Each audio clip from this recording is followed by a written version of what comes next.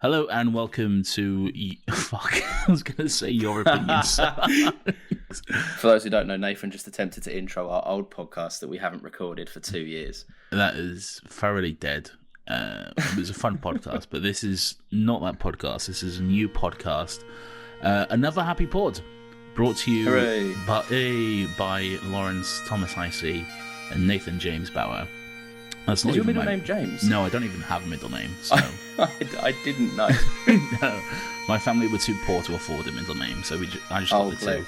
Although every other sibling I have has a middle name, but it's literally just me with... Maybe you were the one that they didn't want, so they hated me. Didn't give you one. Yeah. Exactly. The less information about this man, the better. Anyway, do you want to give a quick rundown of what the fuck this is, Lawrence? Okay, so Nathan and I have recorded many podcasts in the past. Most of which have never seen the light of day. Yeah, I think one of them has, despite my attempts at trying to bury it, and it's still on YouTube. But yeah, most of them have failed, so this is why we're kind of trying to take this one a little bit more seriously. The premise is another Happy Pod where we talk about movies, that's the name, films, not the premise. Right, well, I'm getting there. All right. Jesus. Now you've got me blaspheming the pod as well.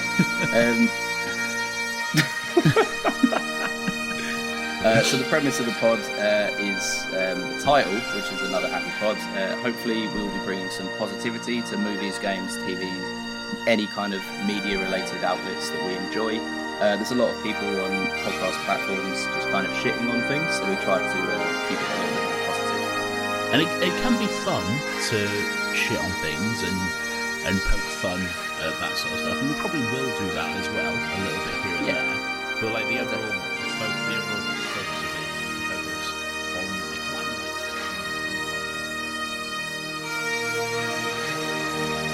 210 episodes, and it has all been leading to this. Ladies and gentlemen, non-binary and other, welcome to the final pod.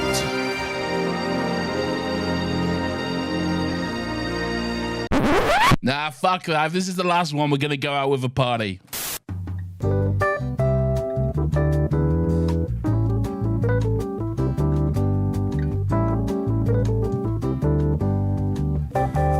Hello and welcome to another Happy Pod. That's it. The show where we do shit. I don't know. My name's Nathan, and as always, I'm joined by my co-host, my best friend, my lovely good time pal. His name is Lawrence Thomas Hicey. Hello. Presumably you had prepared that. It'd be weird if you hadn't, and you just mixed it there and on the spot. That genuinely got me a little misty-eyed, if I'm honest. That was our first episode. Oh my god, I can't believe it, right? How have we not discovered that the origin of Nathan James Bauer was on the first episode of this? I know. Quite the revelation. Right? Yeah, you can hear me find out live that it's a load of bollocks. Just two young boys with nothing but a dream and bad audio quality. That's how we did it back then, all right? And nothing's changed. I'm still kind of fucking Jimmy in my microphone to even work right now. I mean, mine's pretty good. I've got a pretty good system. Right? You just get remarkably lucky. You're the first person, by the way, to update everything. Right? I will say, I've never known anyone to have as much mic issues as you have. Like, yes. It seems to be every fucking week there's a new issue for you. Can you attest that this one is at least not my fault? They've always been my fault, but this one is specifically not my fault. I mean, I will do that, but first of all, I want you to tell us all what this silly little show is all about, Lawrence. Okay. Nathan, for one final time. Well, not really. Well, we'll get to it at the end. This, Nathan, is the show where we get together to discuss something in the realm of pop culture. It could be a movie. It was a movie. It was a telly show. It was a lovely video game. But the main thing is that we do so without any of the toxic discourse that is oh so prevalent these days. Oh, I don't like all these final beats and doing things for the last time for a long time. Me neither. But it is what it is. We're here, and we're going to do it. We are. I will say, quick change in format, if you don't mind. All right. Well, if any time is the best time to do it, it's the last fucking episode. Well, look, there was a lot of pressure on the final another happy question, right? Okay. Yeah. Despite you forgetting to even do one last week, and then you were like, what animal would you be or something?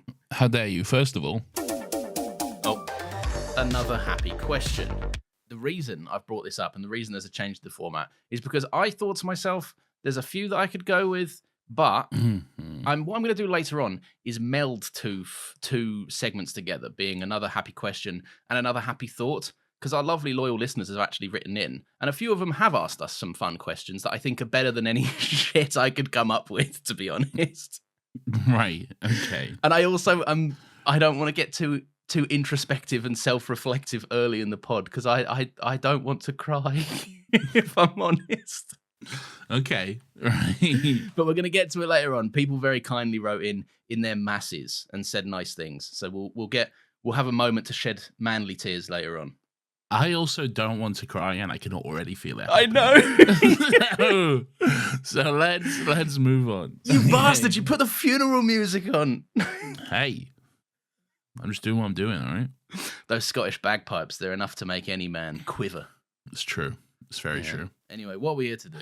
We're here to talk about to finish off a series. We got one last shot at it, so we might as well finish off the How to Train Your Dragon series with 2019's How to Train Your Dragon: The Hidden World. I had it in my brain. This is the one where he had a beard, and he does get a beard. Yeah, he has a beard right at the end. Yeah, but I thought it was like the whole movie was set like a couple of years in the future when he had a beard. Well, you're wrong. I was wrong. You was very wrong. Okay. I spent like the opening 20 minutes of this being like, soon we're going to flash forward. Like that was all what happened 5 years ago, and now I've got a beard. Here's something I had in my head. Okay. Yeah. I was somehow convinced. Okay. I don't know how this happened, but somehow I was absolutely convinced that Nathan James Bauer, had come up with the name Light Fury. Okay. Sure. I was convinced that was never said in the movie at all, and I was the one who called Toothless's girlfriend a Light Fury because she's a Night Fury dragon, but she's white, and so it's like a Light Fury. I was utterly convinced I was the one who came up with that, but no, it's just in the movie. It's just what they call her all throughout the movie. So I don't know how I arrived at that conclusion, but. There we go. I could see that more if you had it in your head that it was the Bright Fury, because doesn't Hiccup like say that at one point, and then America Ferrera's like, no, fucking Light Fury sounds way better, you idiot. No, he's saying something else. He's like just saying something long-winded and bad. I don't know. I wouldn't even know where to go there. The majestic, angelic Bright Fury or something. Yeah, something like that, but not Bright Fury. Or something. I don't know what. Brightburn, he'd say. Brightburn, the movie, is that the one where Pam's ex-fiance is the dad to an evil Superman? Pam's ex-fiance is married to Kim from Scrubs, who is also, Rhea Repulsa from Power Rangers. Oh, nice. And yeah, they have a baby who is Superman, but he's evil. Is that... What if Superman was evil? Yeah, what a wild concept. That's never been explored. Why has no one explored At the time, it hadn't, all right? To be fair, that was like the first fucking domino to fall of that fucking trope, which has gone way overboard by now. Oh, but like, man. At the time, it hadn't. Brightburn copped so much shit for being the first to do something, and now everyone's like, "Wow, God, would you turn it in with this shit?" No. What if Superman was evil? What if he was nice? Yeah. What if he was a good nice boy? You've been saying this for ages. You just want a nice little Superman. I'll never stop. All right. Bro just wants a nice boy that loves his mum, and that's about it. I want. That's what I've ever wanted. How over the moon are you with Superman? Like how it looks and everything. We'll never know. You're allowed opinions outside of the show, Nathan. You can express. Never know, Lauren. We'll never know. We'll never find out. Well, maybe it'll be in one of our year in reviews. I don't know. It comes out this year, doesn't it? 2015. 2015. Bro's having dementia. Bro's having those Vietnam flashbacks. What year is it? Wake up, Grandpa. You're safe. Is Don't the listen Force to the Awakens helicopters out yet? Bro's having a seizure. Bro's hearing fucking 80s rock music and listening to fucking helicopter planes, you know. 80. Vietnam wasn't in the 80s. What am I talking about? You know what I mean? I get you. Like that shit, you know? Yeah. All the Rolling Stones, that kind of stuff. Yeah. We've all been there. Call of Duty Black Ops. That scene from King Kong. Yeah. Kong Skull Island, not King Kong. Kong. No, I knew exactly the one you meant. Yeah, with all the fun little helicopters. The everyone's got everyone's like taken off their a part of their shirts. Yeah, and they've put it around their head. Yeah. You can't be in Vietnam with sleeves. Okay? That's for idiots. You gotta have your guns on show. I'm not just talking about your weapons, am I right? The iconic imagery of holding your gun above a manky swamp as you wade through it. As you wade through the swamp. Yes. And also Robert Downey Jr.'s there in blackface. Yeah, but it's tasteful and funny. But it's fine. Okay. But it's the one that's okay. It's the one that's allowed, all right? No others. Oh dear, Nathan, what are your general thoughts on this movie? Makes me cry. Made me cry a lot. Okay, and at the time when I used to thought, How to Train Your Dragon would be good to do for a final episode, I didn't quite realize what I was getting myself into. I didn't quite understand that it's a story about letting something go and knowing when to end it. I'm like, oh no, what have I done? Yeah, it caught me. Obviously, I've never seen these movies, so this caught me well off guard. And I was like, I guess it's fit. Like, because in my head, it was the perfect movie to end the podcast on because we've sprinkled these throughout the past couple of years. How to Train Your Dragons. Right? Yes. But then when we watched this, and it was essentially like a fleeing the nest situation and knowing when to depart with something that you hold dear. I was like, oh, maybe this is literally the perfect movie, the only movie maybe to end this on. Perhaps, but let me tell you, boy, did it do a number on me. Yeah, when I was watching it, Bro's out here crying. I love this. I love this trilogy. I'm very, very like happy that we got around to doing them because I enjoyed one. I enjoyed two. I think I probably enjoyed one more than two, but that's not to say two is bad. I really, really, really liked two. Two is very good. It is very good, and this one I just think it's like it's the perfect cap off. I think it's. Oh, excuse me. I feel like it's refreshingly like not as high intensity as the other two because it takes a more of a backseat and goes like, this is really we're sending off these characters in a way that's like we don't need a big bombastic massive dragon fight like we had in the last one. Right? This is way more about like these characters have already established themselves. Now they just need to fight their last battle before they can kind of call it a day. Do you know what I mean? Yeah. Like us, like this podcast, we're fighting our last battle right now. Who are we fighting against? I don't know, other podcasts. Everyone's going to rise up and claim our space. They're going to take shots at the king. No. All right. We'll be back, all right? Just be ready. The streets aren't ready for when we're back. Another happy pod will return, it will say. We'll ride again. I don't even know where to start with this. Yeah. Well, let's start with the start. I like the opening of this quite a lot because the start is a good shout. Everyone's doing their fun little intros, like walking through fire. Who's doing an intro? Well, you got Hiccup does his cool intro where he like he lands and he's like, "What's up, bitches?" I know.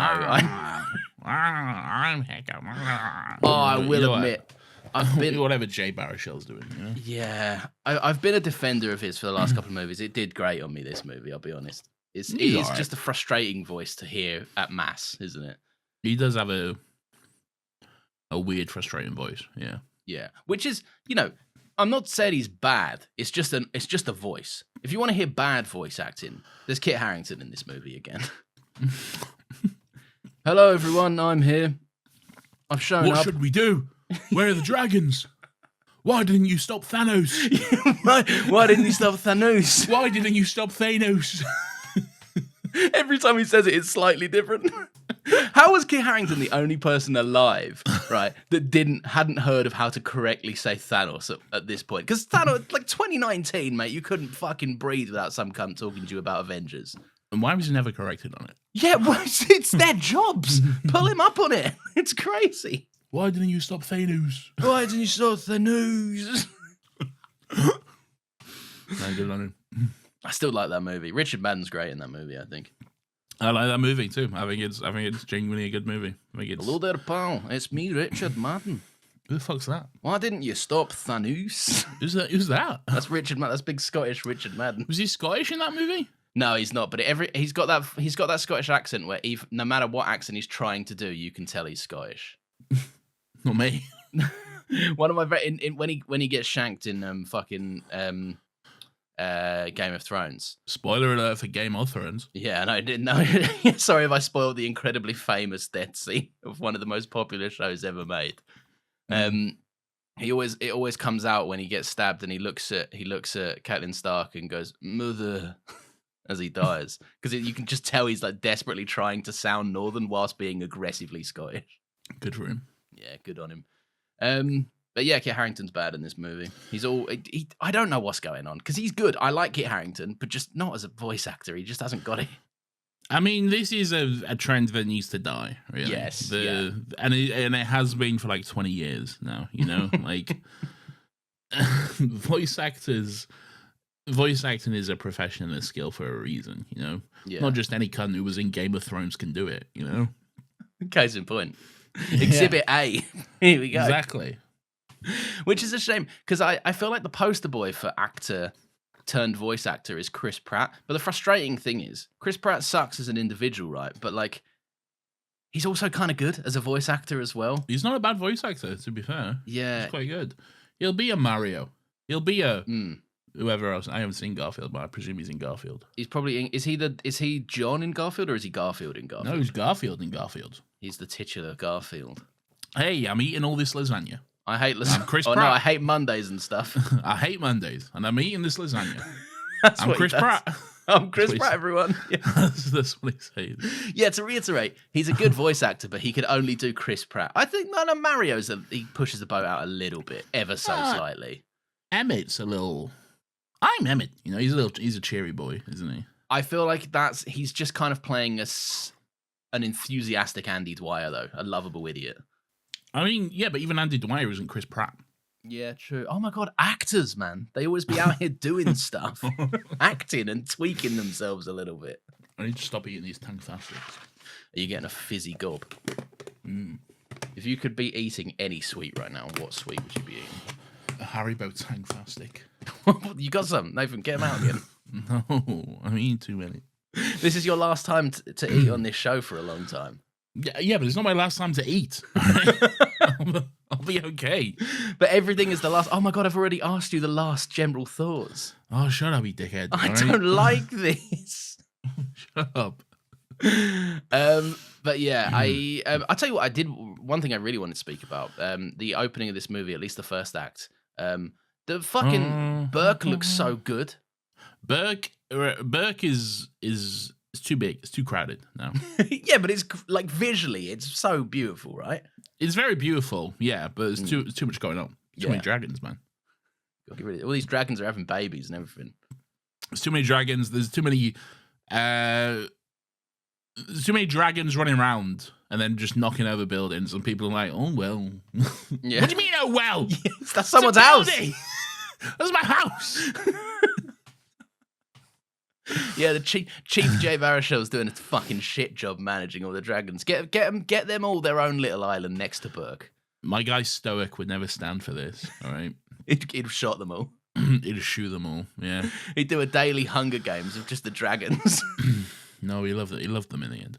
He did come around in them. But no, yeah. I do. In terms of Burke, right, being like beautiful, I really like it because it's when you think about like what this series as a whole has been about, like the like inclusivity, acceptance, diversity, that kind of stuff. Like not shying away from experiencing otherness like other people tend to do. Right. I love that from the first movie, it was kind of this Viking colony that was like gloomy and grey bit drabby, and now it's the most vibrant, beautiful, kind of, yes, crowded, but still teeming with life utopia. It looks beautiful. 100%. It is too crowded, though. It is overcrowded. Get those dragons out of here. Yeah, we need to move this place. And I'm like, yeah, you probably do. You need to upgrade. You need to expand. You know. Yeah. You need to You need to grow out. You need to is it diversify? Is that the word? Yeah, but I don't think it applies in this case. What does it mean?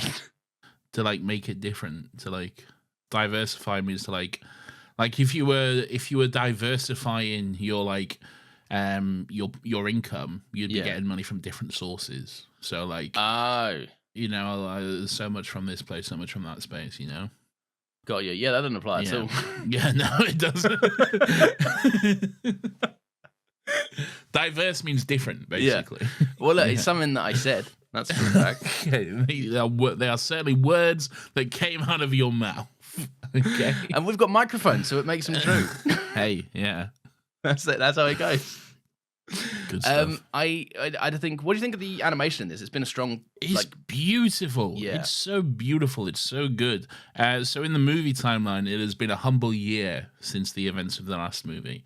It's been a humble year since Stoic died when he was killed by Toothless or whatever.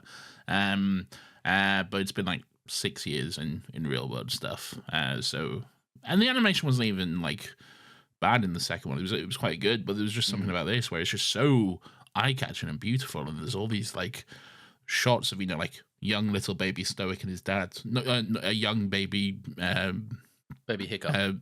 Hiccup and his dad talking at sunset and stuff, and it's like, oh, it's the most beautiful shot you've ever seen, man. Mate, it's like you're reading my notes, right? It genuinely says the animation is consistently beautiful. Stoic talking to young Hiccup as the sun rises or sets. It's beautiful. Like I wrote down as well, this kind of like, that scene especially has this like distorted dreamlike quality, because obviously his dad's now passed on, but like it's, I don't know, there's something about it. It just, you can tell it feels dreamlikey, and like to get that just through animation alone, like it's pretty something special, I think. And same with the hidden world when we get to see it a bit later on in the movie too. So this is DreamWorks, okay? Yeah. What's going on with Shrek 5? Because like that teaser came out and everyone's like, it looks different, and I'm like, does it? That looks like Shrek to me, man. Yeah, like, I'm looking at it like if you told me that was Shrek, I'd be like, yeah, that looks like Shrek, man. I think that's Shrek, if I'm being honest with you. Yeah, quite a distinctive character design, I think, Shrek. Everyone's like, change it back, it's been redesigned. I'm like, has it? I genuinely cannot tell a difference, mate. They've tweaked the animation style. Haven't they just made him older because it's been like 20 years? I think they've probably aged him a little bit, but I also think it's the most minute differences with the art style, because they're going for the Puss in Boots. You know, they switched up the game a little bit a couple of years back, DreamWorks. Oh yeah, to a better art style. Yeah, to a much better one, more interesting, more like I think the robot movie art style as well. Like the watercolor fucking beautiful kind of paintbrush stroke kind of stuff. Yeah, it looks way better, man. I don't know what you want me to say. Like I like Shrek, but the animation is of its day, and you can tell. Yeah, of course it is. If anything, the animation has always been what's held Shrek back, really. Yeah, I'd agree. Yeah. The first one in particular is quite rough animation-wise. Yeah. But it was also early days for animation as well. But when you see that dog in Toy Story 1, you go, what the fuck? Yeah. What's that? Yeah, that is wild. And then you compare it to like that cat in Toy Story 4. Oh my God. It's insane. It's wild. Leaps of God forbid animation as an industry and an art form grows in 20 years. Like, I know, yeah. Just no change. It needs to be exactly the same. Calm down, all right? Fucking shut up. That's the thing that frustrates me about that. So many people are like you say, like, fucking change it back. I'm like, the animators would have to work harder making it look worse. And also, it's a teaser for a movie that's 2 years away. Okay? Yes. Yeah. Calm down, all right? Do you think they're trying to get ahead of it? Like, because the fan outcry famously did change Sonic, didn't it? Yeah. And that was for the better. Yes. But do you think they're trying to redo that here, like fans? Well, no, because that was like such a drastic difference, though, wasn't it? Like, even if they do tweak it, it's not going to be a huge fucking case in point. I couldn't even tell the difference. Okay, Yeah. So like, for them to like overhaul it, it's not going to be some huge fucking in-depth thing, really.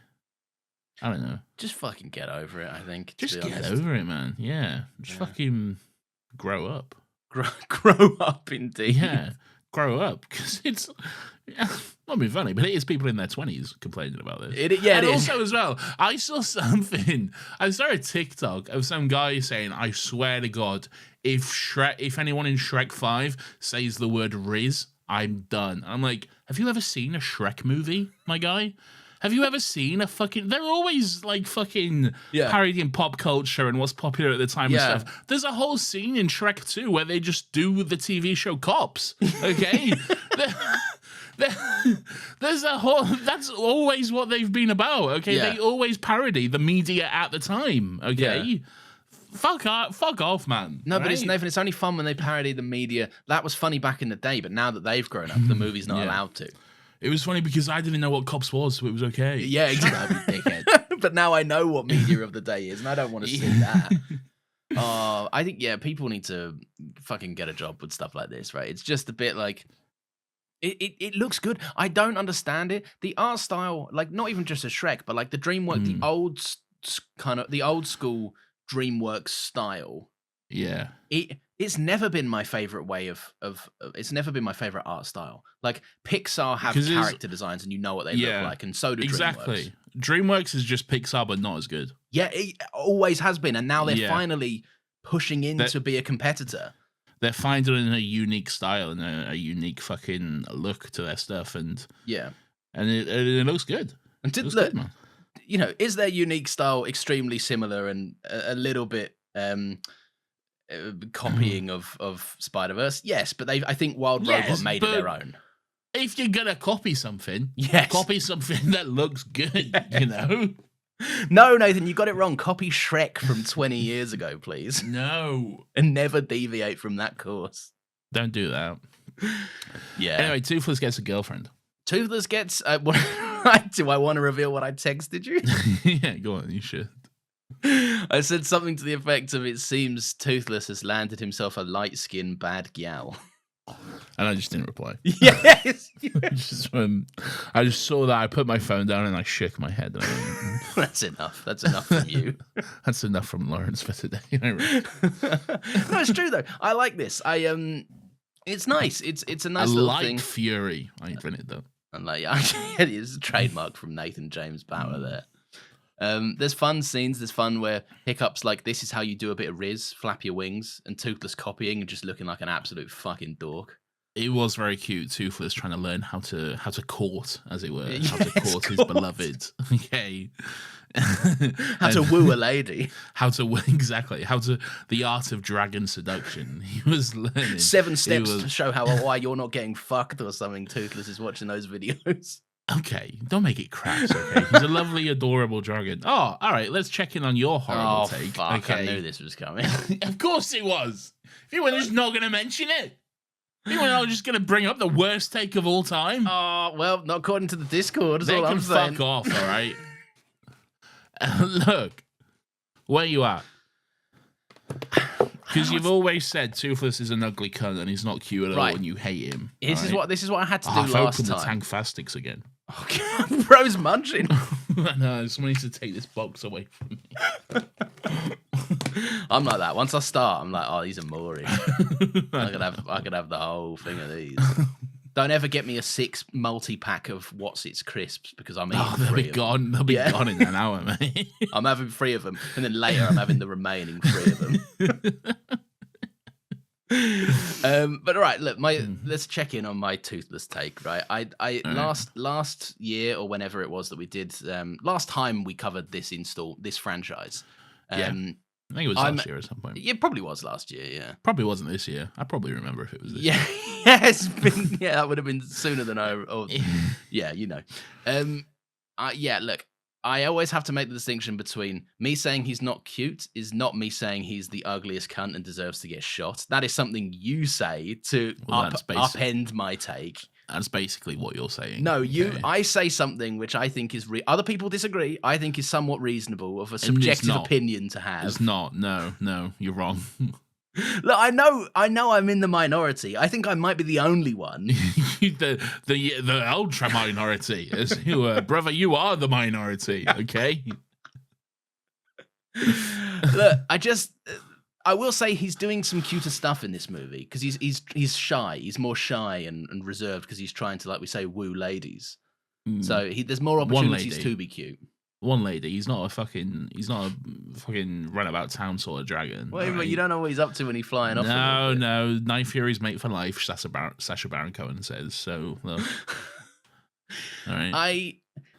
I think he's beautifully animated. I think he's very well presented. What is your beef with Toothless? I just don't see it, man. I don't How get it. How can you not see it? You had a lovely little black cat called Jarvis. You always bring him up. I know, because Toothless is based in part on a black cat. He's like half a cat, half a dog, all right? Yeah. And like, I just don't understand how you can... Both my cat and my dog are black as well. Like exactly. It should land like squarely in the middle for me. Exactly. And you're just like, I fucking hate that cunt, man. Every time he's on screen. What is your beef? What's your damage? Who hurt you? Man, I've come to peace with this. Like, I don't... It doesn't register as cute. You know, those things have to go off in your brain for you to think something. It just doesn't register for me. I'm like, doing cute stuff is not being cute. It's just... He is cute, though. Like, he is physically cute. He's got those big eyes. He's got a lovely smile. I think there's a quality of trying too hard, if I'm honest. Like, giving him the kind of gummy, kid-like smile that's had a couple of teeth fall out. Like, doing that with the big bug eyes. Like, I think it's trying too hard to make me go, which makes me go, no. You're a fucking idiot. You don't know what you're talking about. Look, I'm aware. And look, everyone, if you're typing in a message into Discord now, save it. It's fine. I know. No, type it in. Go on. Type it in, safe in the knowledge I won't read it. It's fine. It will just go over. All right, Mr. Notifications on for every fucking Discord. No, I've turned them off now. Everyone bullied me. Good. Because frankly, that was fucking stupid and insane. I let it get to my head. I saw one too many messages come through and I was like, do you know what? Fuck you all. I'm turning it off. I'm going ghost mode. Good. Fucking idiot, man. Jonah Hill's trying to fuck Hiccup's mum. Yeah, what's going on there, man? I couldn't care less for Who's Caitlin? Who's his mum again? Is it Caitlin Blanchett? It's someone, isn't it? Kate Blanchett, not Caitlin Blanchett. How to Train Your Dragon 3. Yeah, Kate Blanchett, yeah. I mean, we all want to fuck Kate Blanchett. Right? Yeah, but I'm not like, this guy's aggressively pursuing it, man. Like, relax. Yeah, but he's always a horny fool, though, isn't he? He's always been like, hey, look at me, look at my muscles. Am I buff? I don't know. I don't think so. You definitely can't grow a beard, one of you. No, that's the other guy. They all blend into one, right? This is kind of the opening for me. No, they do. Not all. No. The one of them is got his hair tied around his face and he's pretending it to be a beard. Was he doing that last time around as well? No, that's new for this movie. No. So he's one of the tins. Rough now or snut now or fucking slut butt. Slut butt. Slut butt. Slut butt. Come here, slut butt. Rough butt and slut butt, you know. I don't know what it is, right? All of his mates, and I think you've said maybe not this egregiously, but like I'm pretty sure we agreed that they're like, there's Hiccup and then all his fucking dumb fuck mates that I just don't care about. Yeah. There's Hiccup and all his mates. There's Hiccup, there's Astrid, and then there's the rest. Yeah, okay? You lump them in with that lot. Yeah. I mean, there's 4 of them. Calm down. Yeah, right? But then Kit Harington joins in as well. And he's like, but Kit Harington can fuck up. Oh, what are we gonna do about these dragons? Oh, there's so many dragons. Why don't you stop Thanos? There's so many dragons. Anyway, so unrelated. How are we gonna stop Thanos? I was in Call of Duty that one time. Did anyone play it? No, didn't think so. No one did, all right? Only you played that, okay? I never played that one. Did you not? No, that was one I skipped over. Is that the Kevin Spacey one as well? Your favourite actor? Well, firstly, whilst that may be true, no, I don't think it is that one. Look, everyone mistakes this. I like Modern Warfare. Call of Duty, largely take it or leave it. Black Ops, cool. I'm down for it. Like, Modern Warfare is my jam. Outside of that, World at War with a little, not Gary Barlow, Gary Oldman. Gary Barlow. Wow. That were absolutely fantastic. We burn it to the ground. It's like, relight my fire. Bloody hell, Rob. Wow. Rob. But yeah. I can't express how much like Kit Harington. I don't mean to be nasty to him, right? But it's the same effect Dominic Cooper has on me sometimes, where he enters a room and I go, "Oh, you've sucked the life out of this." Dominic Cooper is a wet fart of a man. Yeah. He's just a charisma vacuum, isn't he? Yeah, I recently watched both Mamma Mia movies, and then I was just like, "Oh, you're kind of like the worst person in these movies, Dominic Cooper. Yeah, you're just like a charisma vacuum, really." Yeah. That second one is particularly rough with him. Yeah. One of us is like, bro, at least try and sing. Yeah. Like, what happened? Yeah. You could sing a little bit in the last one. Where did that go? Could he? No, I want to stress he was never on par, but he turned in a serviceable good job. I mean, it's just the looks, man. I think I mean, look, I'd fucking kill to look like him. I'll be honest, right? But I was discussing this. Like, is he hot? I don't know. If he's hot. Come on, he's hot. I don't think he's hot. Not really. I don't understand that. He's a very attractive man. People are always telling me he's hot, and by people I mean movies. They're always like, "Hey, look at Howard Stark when he was a young hot man. Isn't he young and hot?" I'm like, "Oh, really?" I'm just remembering he was Howard Stark as well. Yeah, he was. He had charisma in that. What happened? He had. He basically has to be Tony Stark, but in the 40s or whatever. Yeah. And then he was like, "Hey, okay, let me do this impression of Robert Downey Jr." I did say this is a work in progress. Did I say we're gonna fondue? All right, mate. Hey, Captain America, here's a shield that is obviously the best, but I won't give it to you until you've gone through these bin lids of shields that I made for you. And also, 1940s, that man would look. We all know, don't we? Like, fucking, come on, man. That man in the 40s, are you kidding me? Not a woman should be anywhere near him, all right? We all know. Yeah, we all know. I'm not going to say it, but we all know. We can all tell. Yeah. Oh my god. Yeah, I don't know, man. But that's what that's the effect. Kit Harington has the Dominic Cooper effect, where he I don't know what it is. He immediately takes me out, and it's not just because his voice is different and his accent is different to the others, right? It's this when everyone's got a different accent. Everyone's American or British or Scottish or they're all over the place. But it seemingly blends all together and stuff. But something about Kit Harington, when everyone's talking and everyone's in a scene, I'm like, yeah, this is the scene. They're people on this hill. They're the dragon riders on this hill. He's not a voice actor. He's not a voice actor. He doesn't have the skill for it. It's just he's just doing his regular voice. You can tell he's in a booth immediately every time he speaks. Yeah. Yeah. What are we gonna do about these dragons? Oh, Thanos. If only Thanos was here and played as well. We're mates, or maybe we're not. I don't know. And Blade shows up at the end and he's like, "Hey, that's my sword or whatever." Oh, are you Mahershala? Are you in shadow? I can't tell who you are. Is this legally distinct enough? Did you get paid? It's a voiceover. And he says, "Some motherfucker's always trying to ice skate uphill or something." Yeah, something like that. Something like that. Yeah. I will say, let's get a critique out early. All right, here we go. Early, 40 minutes in. Yeah, I guess so. I think it doesn't have as much faith in the audience as the other two did. There's some moments in this where characters talk to each other, right? Where Hiccup's mum says to America Ferrera, "Hiccup thinks he has to lead alone because that's what his dad did. You should tell him that people are stronger together." And then America Ferrera goes over and goes, "This is what I've been told to say to you by your mum." Just really driving this home in case the audience didn't understand why you're upset at this point. All right, yeah, but also keep in mind, this is also a children's movie. Okay. I know agree, you are watching this as like everything should be catered to me, a fucking 28-year-old man. Okay. And they need to redesign Shrek. Yeah. And I love movies, and no one loves movies like I love movies. All right. Yeah, it's very true. Yeah.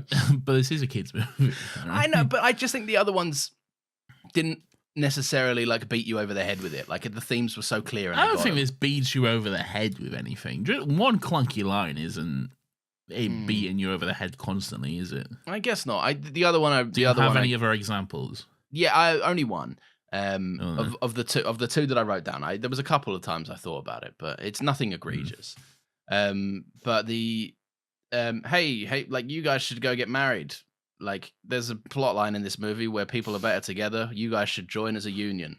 You should get married and you can lead together. And they're like, oh, God, get out of here with that kind of stuff. It just, I know there's an aspect where you go like, well, that's just thematically referencing what the movie's about. But it just felt a little bit like a bit too wink, wink, nudge, nudge. This is what we're trying to say in places. Okay.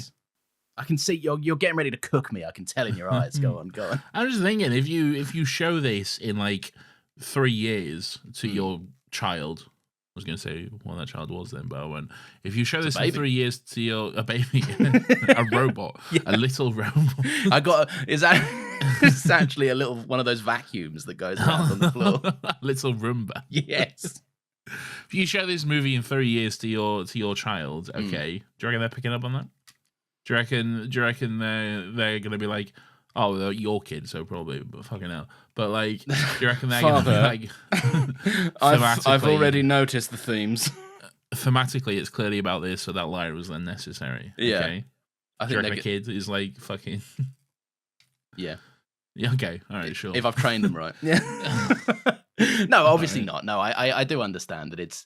I'm obviously not the fucking target audience for this, and maybe there's an element of this where it is important to, like, again, like you said, beating over the head is the wrong phrase, but like, it is important to drum this kind of stuff home, because ultimately these movies teach important messages to kids. So why not? If you're gonna make something clear, why not make it the good meat of the movie? I guess. Yeah, exactly. Yeah, like, love your dragon. That's a good message for kids. So Toothless gets a girlfriend, and this girlfriend fucking hates Hiccup. All right, she's like, look, I fucking can't stand you. All right, you come near me and my man, I will cook you. All right, you fucking bitch. Yeah, all right, get out of my life. Right, and Toothless, he's like, you know, Hiccup's like he's trying to train Toothless to like flirt and stuff. There's a very fun scene where like Toothless is like flirting and doing the art of seduction on the Light Fury dragon, and Hiccup's like coaching him through it, trying to hide at the same time. That's all very fun. That's all good stuff, very cute stuff. You probably hate it, but it's quite fun. I was seething the whole time. Yeah, I bet you was. But then like the Light Fury, the lady dragon, she like clocks wind of Hiccup watching, and like, oh, I'm fucking off, I'm out of here. And then Toothless is like, oh, I want to come, but I can't because I'm disabled or whatever. And you love this. I know, but it's so nonchalant. Like, I want to come, but I'm disabled, so whatever. It's true, though. He's disabled. No, but the way you said it, I'm picturing that's Toothless's inner monologue. Like, but I am disabled, so I'll leave it. It's thematically important that both Toothless and Hiccup are disabled. I know. Okay. Yes. Okay. Anyway, and then Hiccup like makes him the prosthetic like tail and stuff, so he can fly off on his own. Quite a like important moment for both Hiccup and Toothless, and quite a like it's where this whole like kind of arc and story of like flying the nest sort of begins, really. And it's just really sad. It's like sweet, and it's like you see like Hiccup does genuinely just want the best for Toothless. He genuinely just wants him to like be happy and stuff. But also you can like see how much it's hurting him at the same time and stuff. Yeah. Much like if a man has a podcast that he loves and no, not yet, not yet. No, I agree. I think it's kind of it's that idea of trust, isn't it? Really, like something that I loved about this was the parallels back to the first one. Mainly because of the fact that Hiccup is now in the same position that Stoic was in. Yeah. Where he has someone that he has cared for. Obviously, this someone is Toothless the dragon and not his son.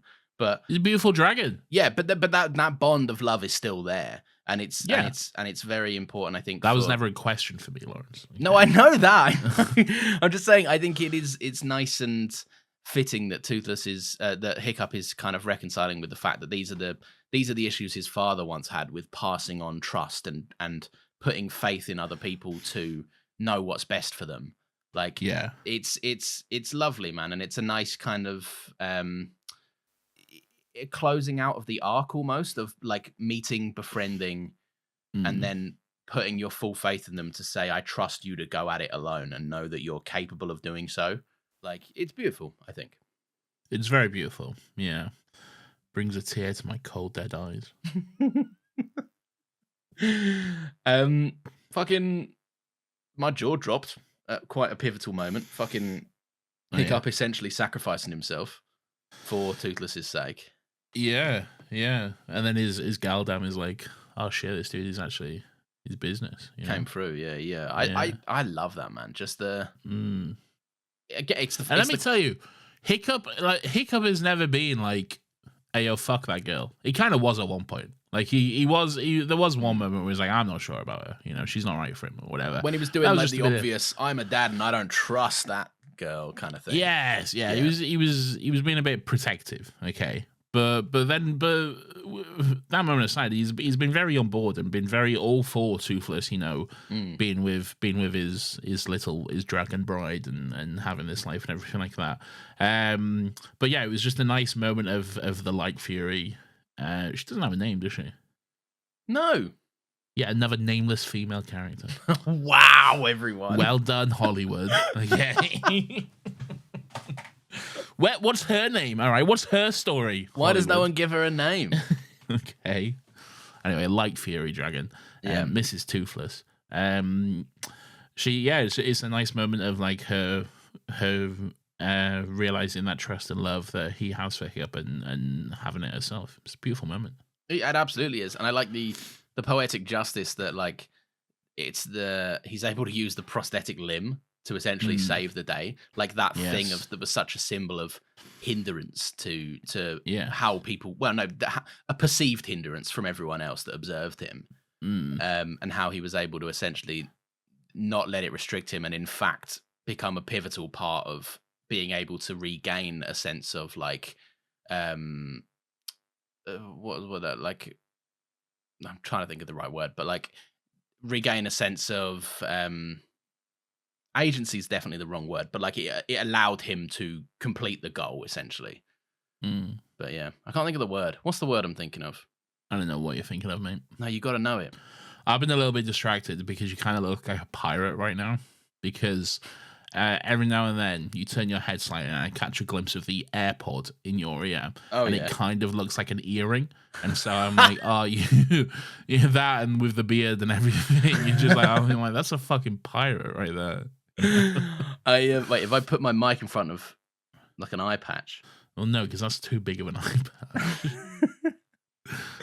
That's, by the way, I don't know if anyone actually fucking listened to my little voice note announcement podcast. I don't think anyone cares. I didn't. It was 4 minutes long. I know, it was really long, but I wanted to give everyone all the reasons. All right. It was too long, man. I know. They wanted a podcast. They got one. Just wasn't the one they wanted. All right. Anyway, I have to wear a fucking annoying AirPod, which is basically what's happening. I know no one cares, but I'm just... Yeah, you're right. No one gives a fuck. Yeah. Your dad ever given you Riz tips like this? I'm not listening to Riz tips from my dad, all right? What are his Riz tips? Like, if Carl was going to drop a number on you, what would it be? I'm not saying. I'm not getting into anything like that here. There's a scene in Anyone But You where they're like some old fucking Australian granddads are chatting about how they pulled birds back in their day, Nathan. Oh, yeah. Right. And he's like, just back in the old day, you go up to a Sheila and you bloody smack her on the bum. It's played for laughs. It's a stupid fucking movie, that. But there you are, then. Yeah, you go to a Sheila. Lads. There you have it, lads. That's what Lawrence advises. No, I don't. That's not me. I didn't say That's what he's saying. Don't go out. Don't approach any Sheilas.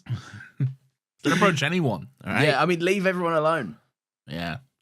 Yeah, that's how you should go about it. Sacha Baron Cohen is a villain.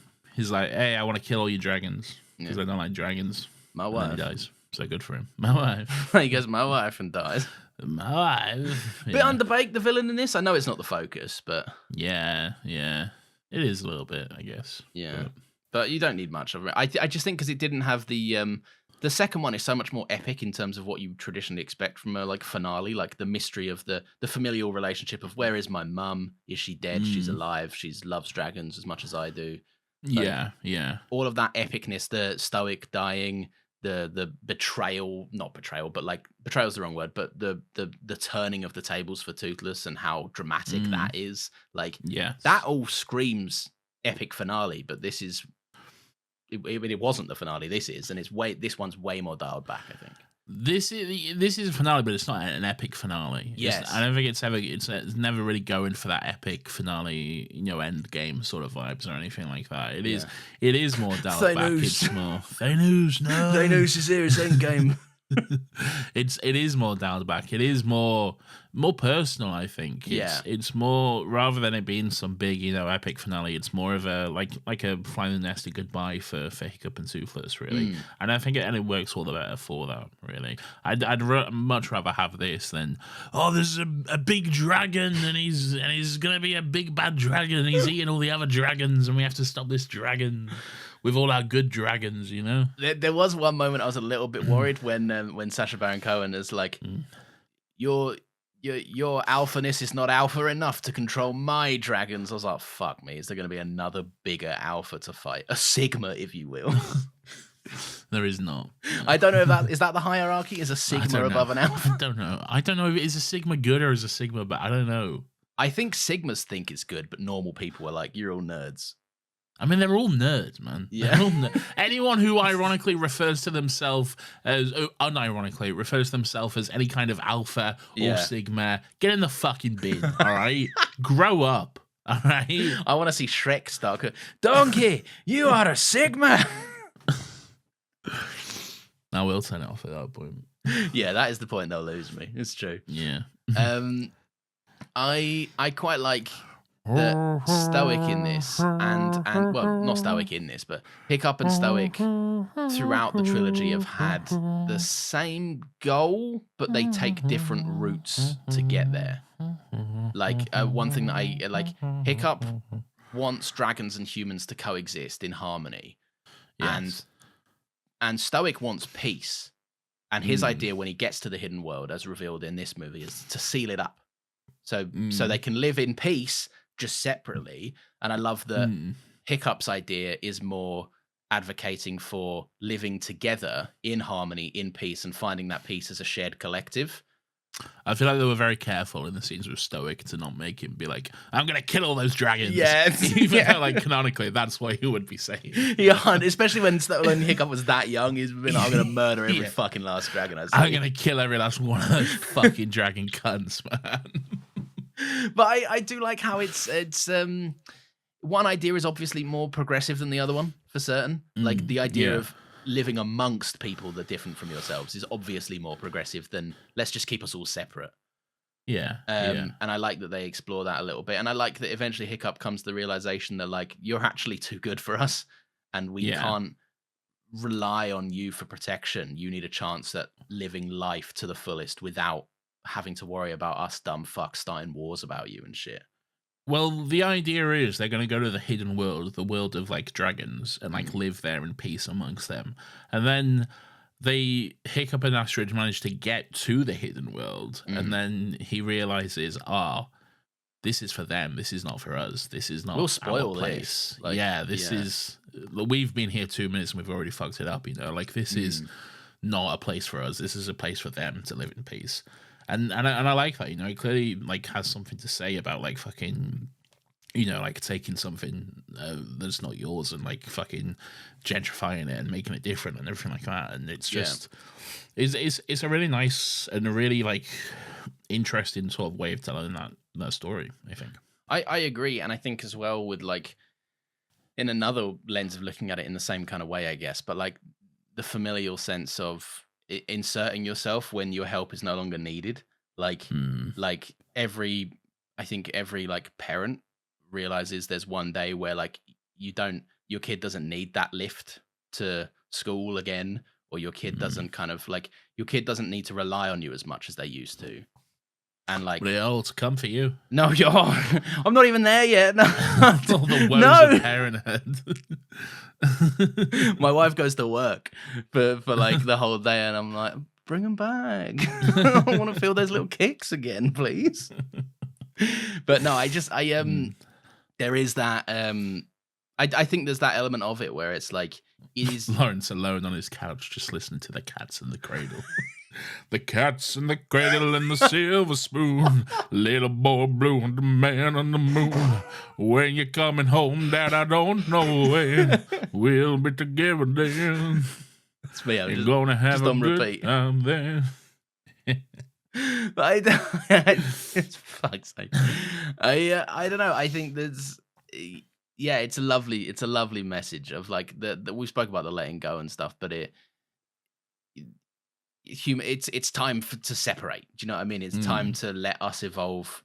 Like it's poetic almost that Vikings and this franchise started as a whole with them being like dragons are beasts, dragons are merciless killers that will ruin everything in our way of life, and in actual fact, they're beautiful creatures craving really nothing but peace and companionship, and it's the humans that were the beasts. It's the humans that need to go and fucking hone their shit and lock it off before they ruin everything for everyone. Yeah, 100%. Yeah, it's lovely. And it works. Is this a goated movie, Nathan? It's a goated movie. It's a movie that's very emotional. That the ending, not the ending ended, but the ending, like when Hiccup like realizes it's time for them to go. It's time to say goodbye and stuff, and all the dragons fly off. It's I was a wreck watching that like 2 a.m. this morning. Let me tell you, I was fucking just a mess. Like I'm just drowning in tears, man. It was so emotional, so beautiful, and it's just it was, and I quite enjoy that they include that aspect that I'd imagine again so many parents would be familiar with, where that kid comes back as an adult and has a family of their own and needs their dad again, needs their mum again. Like that's little baby Toothlesses. Yeah, they were all different little colours because they'd had dragon sex, Nathan. Okay. Okay. It seems all that Riz lessons from Hiccup paid off. Okay. Well, we knew that. We saw them get married. We saw their dragon wedding. Oh, they're cute. They're very cute. Also, just like speaking about it as well, like the design of the night, the light fury, so effective to just have essentially a white toothless. Just looks cool. You like that, do you? Give off! I fucking knew you'd take it there. You saw a white toothless and was like, finally, one for me. Oh, this one's cute, actually. Now this one I can get on board with. The design for Toothless has always been something cool. about that other one I don't quite like. I can't quite put my finger on it, but this one, this one's much better. It wouldn't be AHP ending without you fucking finally finding a way to sling another racist pot shot at me, would it? I don't know. That's me on the movie. Really, I thought it was great. I had a really good time. Is there anything else you want to talk about with it? Just briefly at the end, I like that Toothless has a beard, and then he comes to just it's very sweet when he like just reunites with Toothless. Not Toothless has a beard, fucking hell. Hiccup has a beard. Toothless has a goatee, and he just gets to reunite with Toothless, and it's just such a beautiful sequence, and everything about it, the fucking animation, the music, which I love so much throughout this movie. Oh my god, yeah. It's all works so well, and that fucking live action remake is going to be absolute piss in comparison to all of these. Oh, go on, speak on this for a moment. Fuck that movie, okay? Yeah. All my homies, hey, How to Train Your Dragon 2025, okay? Fuck that piece of shit movie. No one go see it, okay? Because it's a fucking soulless piece of shit remake with no reason to exist. It's just the same fucking thing, but worse, okay? Yeah. Fucking stupid. I hate it, man. I hate it so much. Like, you've got pricks. The thing that I don't get about that, right, as a project, one, like, look, let's not even beat ourselves around the bush with the obvious criticisms. One, it exists already. Like, that's the main one. Just go and watch it. You don't actually have to go and pay money in the cinema. It's fucking on Prime or Netflix or somewhere, right? Go and watch it there. It's actually not here to rent it, but okay. Well, the first one's probably somewhere. Oh, sorry. Yes. Yeah. Secondly, incredibly presumptuous to think you can do in live action the majesty and the beauty of some of the shots in this fucking movie and the previous two as well. Like, beautiful fucking camera work. Like, well, obviously beautiful animation work to mimic camera work, right? And it's just, I don't know, man, trying to fucking pull that off in live action, like. And you say live action? Yeah. What are you doing with Toothless? Yeah. Toothless live action? Oh, all those dragons? They live action? Oh, man, this thing fucks me off so much. Oh, do you guys like the live action Lion King? Oh, you mean the 100% computer generated fucking imagery live action Lion King? Technically 99.9%. Oh, who's in it? No one, but there's one shot. There's like one shot at the beginning, which is just like an actual shot of like Africa, somewhere in Africa. Well done. Yeah. Good job, guys. Yeah. Just like, what are you doing, man? Do you want a worse version of a movie? Sure. Yeah. Because that's what it is. It is a worse version. It's literally a worse version. There's no way it's gonna fucking hold up. It isn't.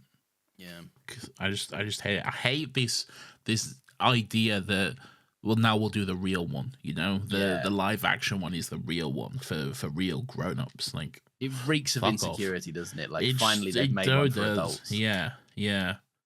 Like, just fucking watch it, man. Some of the most beautiful stuff. Like, if you discount animation, right, you'd lose a whole host of beautiful movies. You'd lose the Toy Stories. You'd lose a beautiful Finding Nemo. You'd lose The Wild Robot that came out last year. Like, yeah, you shut your door on that kind of shit. You lose fucking so much. Inside Out, fantastic movies for both like kids and fucking adults alike, right? And Inside Out 2 for that matter as well. I think Inside Out 2 is in many ways a worse film from the first one, but so important for adults to watch. There's people in my actual life that could gain a lot from watching Inside Out 2.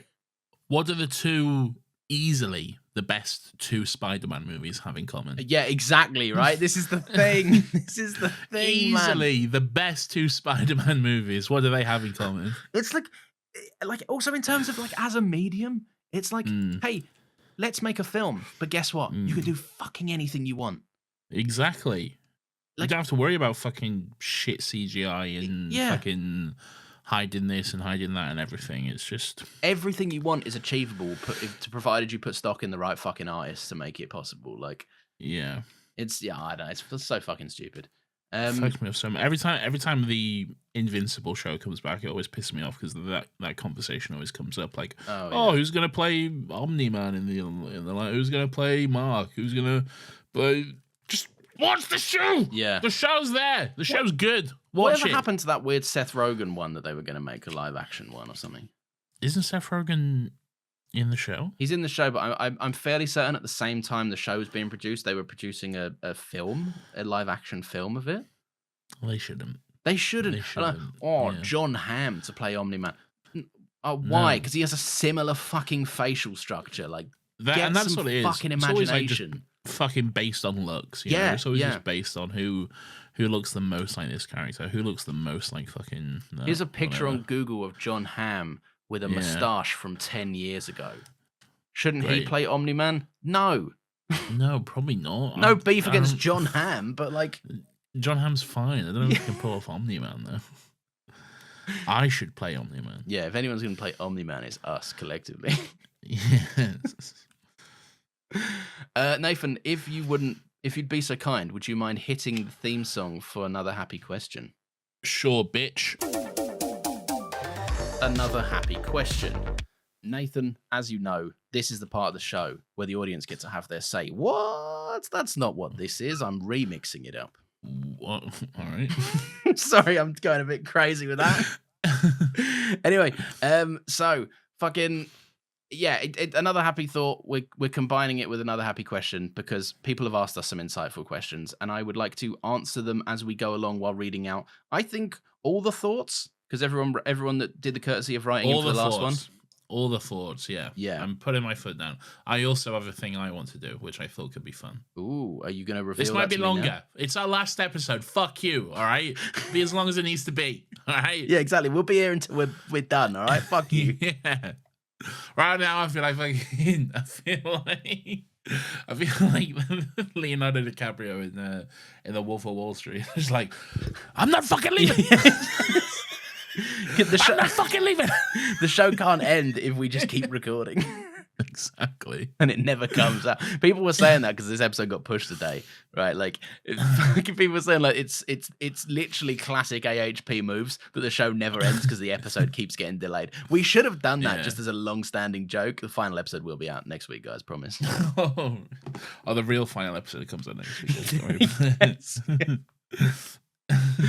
Right, first one comes in. Lovely thought from Carney Mark II on Discord, who's no longer Carney selling Mark boner II? pills.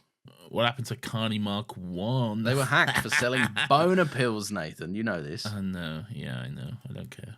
No, do good on them. Thanks for actually reading my sometimes insane thoughts on this podcast. Thought I'd found a replacement for movie maintenance finally, and then you went and canned it for now. Yes, I'm salty. Cheers, boys.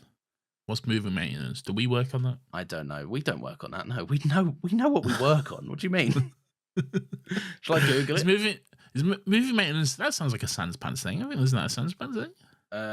If it is, then I've always known about it. And if you're listening, Joel, we both know about it. Fuck, it is Sans Pants. Yeah, I knew it was Sans Pants. Yeah. Joel, I know it, man. I listen. Yeah. We work for Sans Pants now. Don't tell anyone. Right? How many fucking podcasts do those guys have? There's so many. There's not all of them are the free. Not all of them are the free boys. Yeah, right? Like the Sans Pants crew. There's quite a lot of people on the Sans Pants crew. Yeah. Okay. See, Jackson made a board game or something. Yeah. Jaren's Outpost. It's based on a D&D campaign they did on the D&D is for Nerds podcast. I think maybe. Yeah. Good on them. Good on them. Listen, the important thing is we both knew the show. We did, yes, and I definitely did. So, Caramel with on the Discord with a little a bunny rabbit, a little bun. Yes. They say it's definitely a good ending to the trilogy. Ties up everyone's stories, but leaves them open. Yes. Is that? Oh yeah, like for future exploration. Yeah. Yes. Don't have as much nostalgia attached to it, but still a quality film.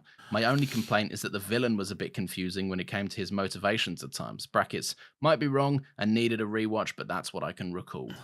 Yeah, he just wants to kill dragons. He just hates dragons. Yeah. For like people back in the day gave him love for killing the Night Furies. Now he wants to kill them all or something. Yeah, and he thought he did, but he was wrong. I mean, no, take this away. I was grabbing my... Put your sweets down. I know, I'm trying. Unlucky Hunter says this lad loves riding dragons. I can't disagree. Not the only one. Boom boom. Kit Harington. Sure. I'm riding my Thanos dragon. Thanos, no. Thanos, my dragon. Oh, how sad was it at the end when everyone was saying goodbye to their individual dragons that they're mates with? Yeah, very sad. Oh, by the way, very fun running joke of Gobber and the little curse dragon sort of thing. And there's always more of them every time he looks or whatever. And they're like owls in the tree or something. Yeah. That was very fun. That was fun. Sage says, I haven't seen the movie, but I wanted to take the opportunity to say that I genuinely love the podcast. Your insights and arguments have helped me gain a new appreciation for certain movies and film as a medium. I'm so glad that Still Got Legs isn't going anywhere, and I'm grateful for the Discord as I've made some lovely friends on here. Obviously, this isn't relevant to the movie at all, but I wanted to share that as a goodbye. But I wanted to share that as a goodbye to the But I wanted to share that as a goodbye to only the third podcast I've ever bothered listening to. That was beautiful, Sage. Thank you very much. And if Lawrence hadn't butchered the delivery, that would get me very emotional. No, I definitely didn't butcher it because it sounds great in the edit, all right? Yeah, you did have to restart it 4 times. Okay. It was 3. All right, it was only 3. Okay. No, thank you. That's really touching. I cannot imagine what we have done for the medium of film in general and for anyone's appreciation of it. But only sure. A negative, I would assume. only a net negative, surely. Yeah, our output into the world, like, which is crazy considering every single show we've opened up with, like, we want to not do negative discourse or whatever. We truly failed in that quest. We have truly failed, but I think we found our own groove, our own way. We had fun along the way. Yes. Yeah. Captain Swagatario says, I've been on hiatus and didn't realize the podcast was ending. So epic to find out in what was looking like a normal thoughts section. Sorry about that. Sorry. We did say it on the show. I don't know where else we could have, but I mean, yeah, this feels like a you problem. yeah, you should. Why were you on a hiatus? You should have been listening. We did advertise this quite. Yeah, we put it on social media. We put it in loads of places. It was everywhere, to be honest, mate. So, frankly, Captain Swagatario, yeah, you got yourself to blame for that one. We don't have to be nice to the audience anymore. We can be mean. We still should. All right. Anyway, I really like this movie, and while I firmly believe the ending reunion contradicts the farewell that happened moments earlier, I kind of don't care and love it anyway. Let's unpack that for a minute, I think. That's wrong. Okay, because shut up. I like it. Yeah, I also don't think it does. If it was like immediately after and Toothless was like, I'm back and we're still mates. Yeah. But like time has passed. And Hiccup isn't going to live there, you know? Yeah. Like Hiccup's not going to live with the dragons or anything. It's a visit, you know? Yeah. It's a visit. It's a chance to check in. You're never going to check in on your child once they move out, you know? Oh, no, not me. You're never having them over for dinner? Nah. You know? They'll have me over for dinner. You go see your mum all the time. My mum sees me. We'll make the effort then. Right? I mean, yeah, true. I used to go down there all the time. Now she comes up. That used to. Is doing a lot of lifting there, isn't it? No, because now she comes up because I got a bigger place. There's more place for her to stay. Not bigger than her place. I've seen that fucking castle she's living in. All right. I've seen your dingy fucking 2-bed. It's the same amount of bedrooms now. All right, but not the same amount of fucking space. No, though, definitely not. Yeah, it's not. The space is significantly smaller. Yeah. Sorry, Captain Swagatario finishes out saying, thanks for being the podcast that's always been there for me during some pretty rough times. At least I still have SGL. Still got legs, obviously. For now. Yeah, still got legs is ending next week, by the way. That's getting locked behind the Patreon. Yeah, I just went back on the every episode's available for free forever thing. No, thank you very much. That's very nice. Indeed. Leah, brackets, the #1 Danny Pink fan. We haven't got time for this on this show. No, I'm not getting into that right now. Skip over that one. I suppose this is a very good movie to end the podcast on. This is a series I hold so dear to my heart, and going to see this movie was more or less the end of my childhood. Oh my gosh. Oh no. It didn't disappoint at all, just as this podcast never disappointed. That cannot be true. That certainly is not true. What about all the times it was late? Yeah. What about that one where we just went through old episodes? We just named some of our old episodes that we did. They're like on this show, I think there's been like 5 episodes that I would genuinely be like, nah, that's shit. You can just skip it. Yeah. Which is not a bad ratio out of 210, but there are like 5, like there's a good 10 hours of podcasting that shouldn't exist, I think, to be honest. Oh, arguably none of it should exist, really. Yeah. But hey. You know. What a wonderful day. Is that Arthur? Is that Hey Arthur? And yet we did it anyway. And yet we persisted. We kept on. We kept on for those people, those good folks listening. Leah finishes out saying, I can't wait until I get to see this podcast again, presumably with an awesome beard. It's true. Yes. When we return, we will have big beard. We both are sporting a beard currently. Yeah. I feel like you was going to say we're both sporting a big beard, and then you looked at me, and then you just had a look of pity on your face. That wasn't what I was going for, but I'm not going to deny it either. So. Okay. Well, frankly, I need a shave. This is bushier than I prefer it to be at the minute. It looks awful, to be honest, mate. Yeah, it's a bit too long at the moment.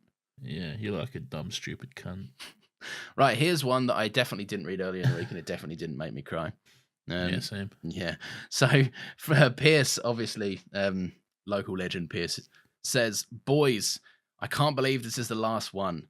AHP has been a constant in my ears for the past year and a half, and now the thought of it ending feels like a crime against podcasting. From Jurassic March to Indiana Jones, from The Matrix to Succuli, you two have found the most ridiculous ways to turn pop culture discussion into an event, and I've loved every second of it.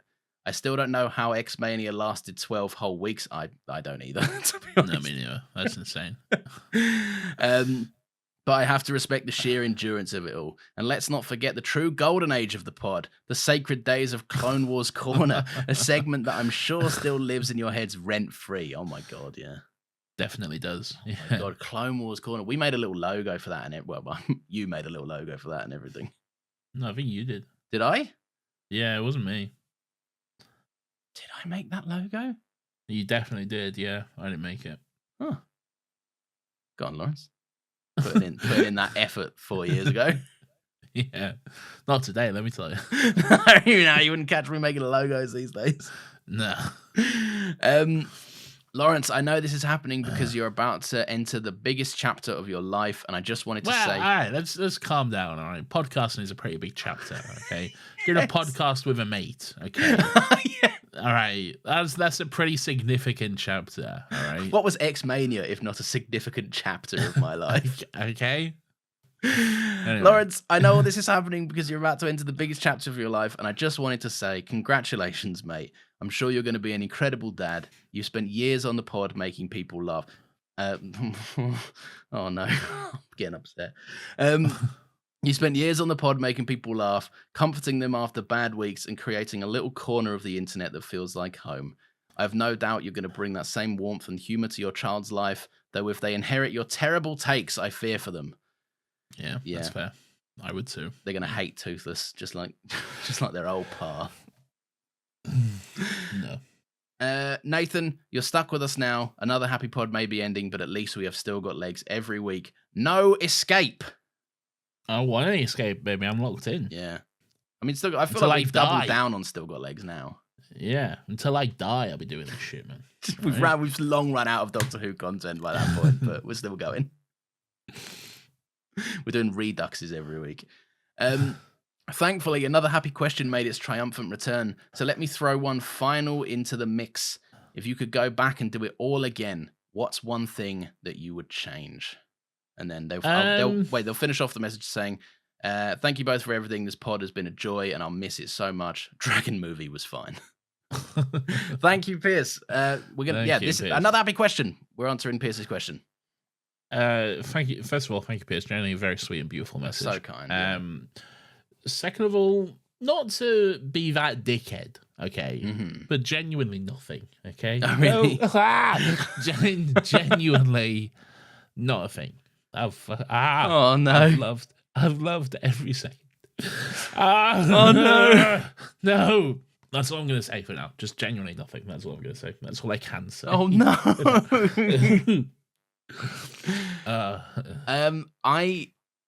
I wouldn't. There's the saying like what I would change. Maybe the co-host. Great, fucking fantastic. I was going to say something nice to you as well. No, keeping it. No, I'm sorry. No, I think, to say it's something that I would change is like not at all the way to phrase it, because I'm very happy with like how this podcast has changed my relationship to like just like pop culture and movies and stuff in general. I would say the only thing that I would want the change to have happened like earlier, right? Is if I became more curious sooner. I feel like doing this show, especially doing it with you, who is like quite outspokenly so someone with like zero affection for adoration or nostalgia, like someone very much not restricted by like prior judgment or like predisposition to something. Like doing that has really pushed my curiosity more into the thing. Like I like, again, we're doing this franchise because I'd never fucking seen it. Why I hadn't seen it, I don't know. Presumably once upon a time I turned my nose up to it. Like, and doing that, like Attack on Titan, never in a million years would have watched it. Now I fucking love it. And spoiler alert, I'm going to go see the final episode in the cinema because that's happening soon. Whoa. Yeah. Are you actually? Yeah. They're doing the final chapter, I think it was called, right? Look at you little weeb. Yeah, I know. Jeremy, I'm going to be a right nerd in the cinema. Lawrence, son. No, but like genuinely, right? I think the podcast and having Nathan as a host has genuinely like pushed my curiosity further, and I think I wish I was just more open to it sooner. I wish that because if you look back at like the first like 50 run of episodes, it's all stuff that's comfortably in our wheelhouse, and the back end is so much more stuff that I presume you really had to be patient and work on me to get me to consider doing on the show. So, yeah, probably. Yeah. No, but like sincerely, as a like anything, like the only thing I would change is to make all the stuff that I loved about this show happen sooner. So I had more time with it, I think. Oh, no. No. Oh, okay. Thanks, Beers. You arsehole. Made us both sad. Let's keep moving. All right. Anything is everything, aka Connor. Hello. Movie first. The second movie is better. Okay, thank you for the podcast. I would listen to it all on my walk to and from school, so there was a special place in my heart. Lawrence, congratulations. Looking forward to hearing the story about something crazy your baby did. I don't know what that's going to be, but it's going to be something. Still got legs, we'll have that stuff. Nathan, sorry for shit posting in your self-promo page. Anyway, can't wait to hear about Star Wars sequel trilogy. Connor. Thank you, Connor. That's very fun. Thank you. You don't need to apologize for that. You're absolutely fine. Yeah, it's absolutely cool, man. Yeah, you're all good, mate. Ari, for now, says, hey guys, I can't say that I've been a super long time listener or even that I've listened to all the episodes. There's no bullshit with Ari, is there ever? No, it's great.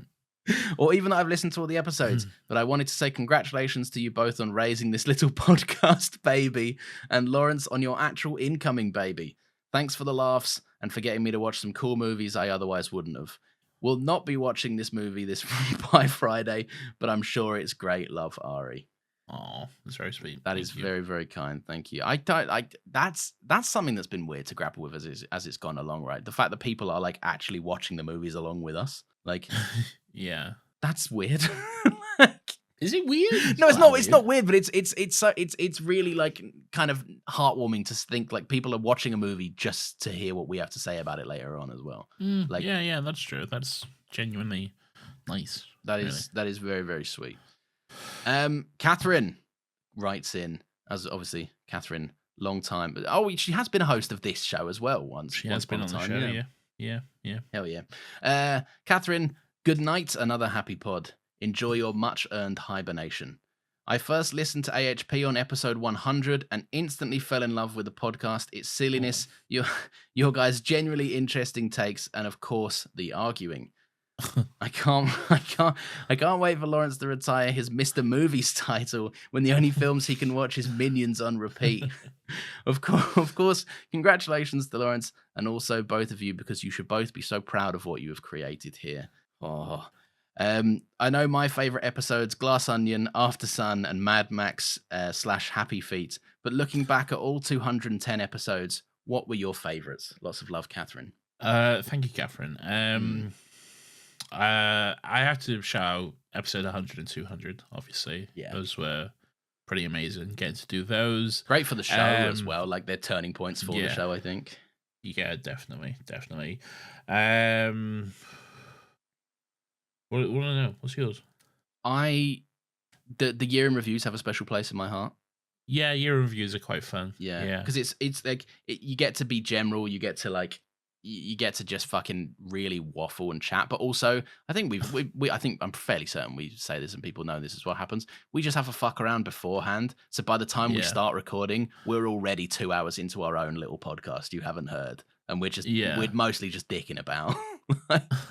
They're really fun. I like also our guest episodes as well. Like, guest episodes have always been fun. Yeah. Like, I have a soft spot for Harley reaffirmed my love for Blade Runner 2049 way back when. That's Harley of the Fundamentals podcast. Catherine obviously asked us that question, but joining us for all of Suckuli, I had a great time putting Nathan Not through all that. of. Oh yeah. Didn't join us for season 3, and it shows because that's the one that all of the other ones are like deep introspective conversations, and bringing Catherine in talking about her love of Shiv and the portrayal of women in media and everything like that, and then the season 3 is like, what did his dick look like? Let's break it down. Whose was that dick? Whose dick was that? No. Yeah, I don't know. Like, aside from like, they've all been fun. Do you know what I mean? Like, I think After Sun's a crazy pick for one of our favorite choices, by the way, Catherine. But sure. After Sun is wild as a take, but hey, sure. What about like what have you loved? Glass Onion was fun because obviously we were joined there by Benoit Blanc. Of course, the one-time guest. I don't think he ever came back for a second visit. No, but wait, what's that? Who's that over there? who's that? Who's that joining the call right now? Oh, fellas, I'm Benoit Blanc. Oh, he's in the corner, but he sounds so close to the microphone. No, he's got his own microphone. Okay. I just want to say congratulations on the happy power. Is that his voice? I don't know. It's way worse than it used to be. I'm Benoit Blanc. Say I do declare. Get you into it. I do declare that another happy pod is coming to an end. There's been a murder. There's been a murder. Anyway, it's good stuff. That's good stuff. Any other favorites from you? I don't know. Let me go through my list. Yeah. And by my list, I mean the list of podcasts. Another happy pod. The Matrix was fun. The Matrix really opened the door for us doing our weird series that kind of kicked off our weird series, which was a lot of fun. Yeah.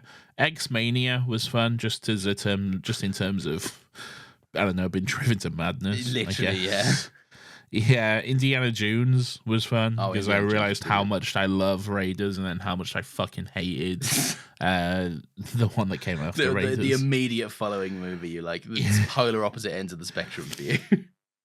I think we did a few on the DC movies, the Snyder DC movies, where we just got to kick those for a while.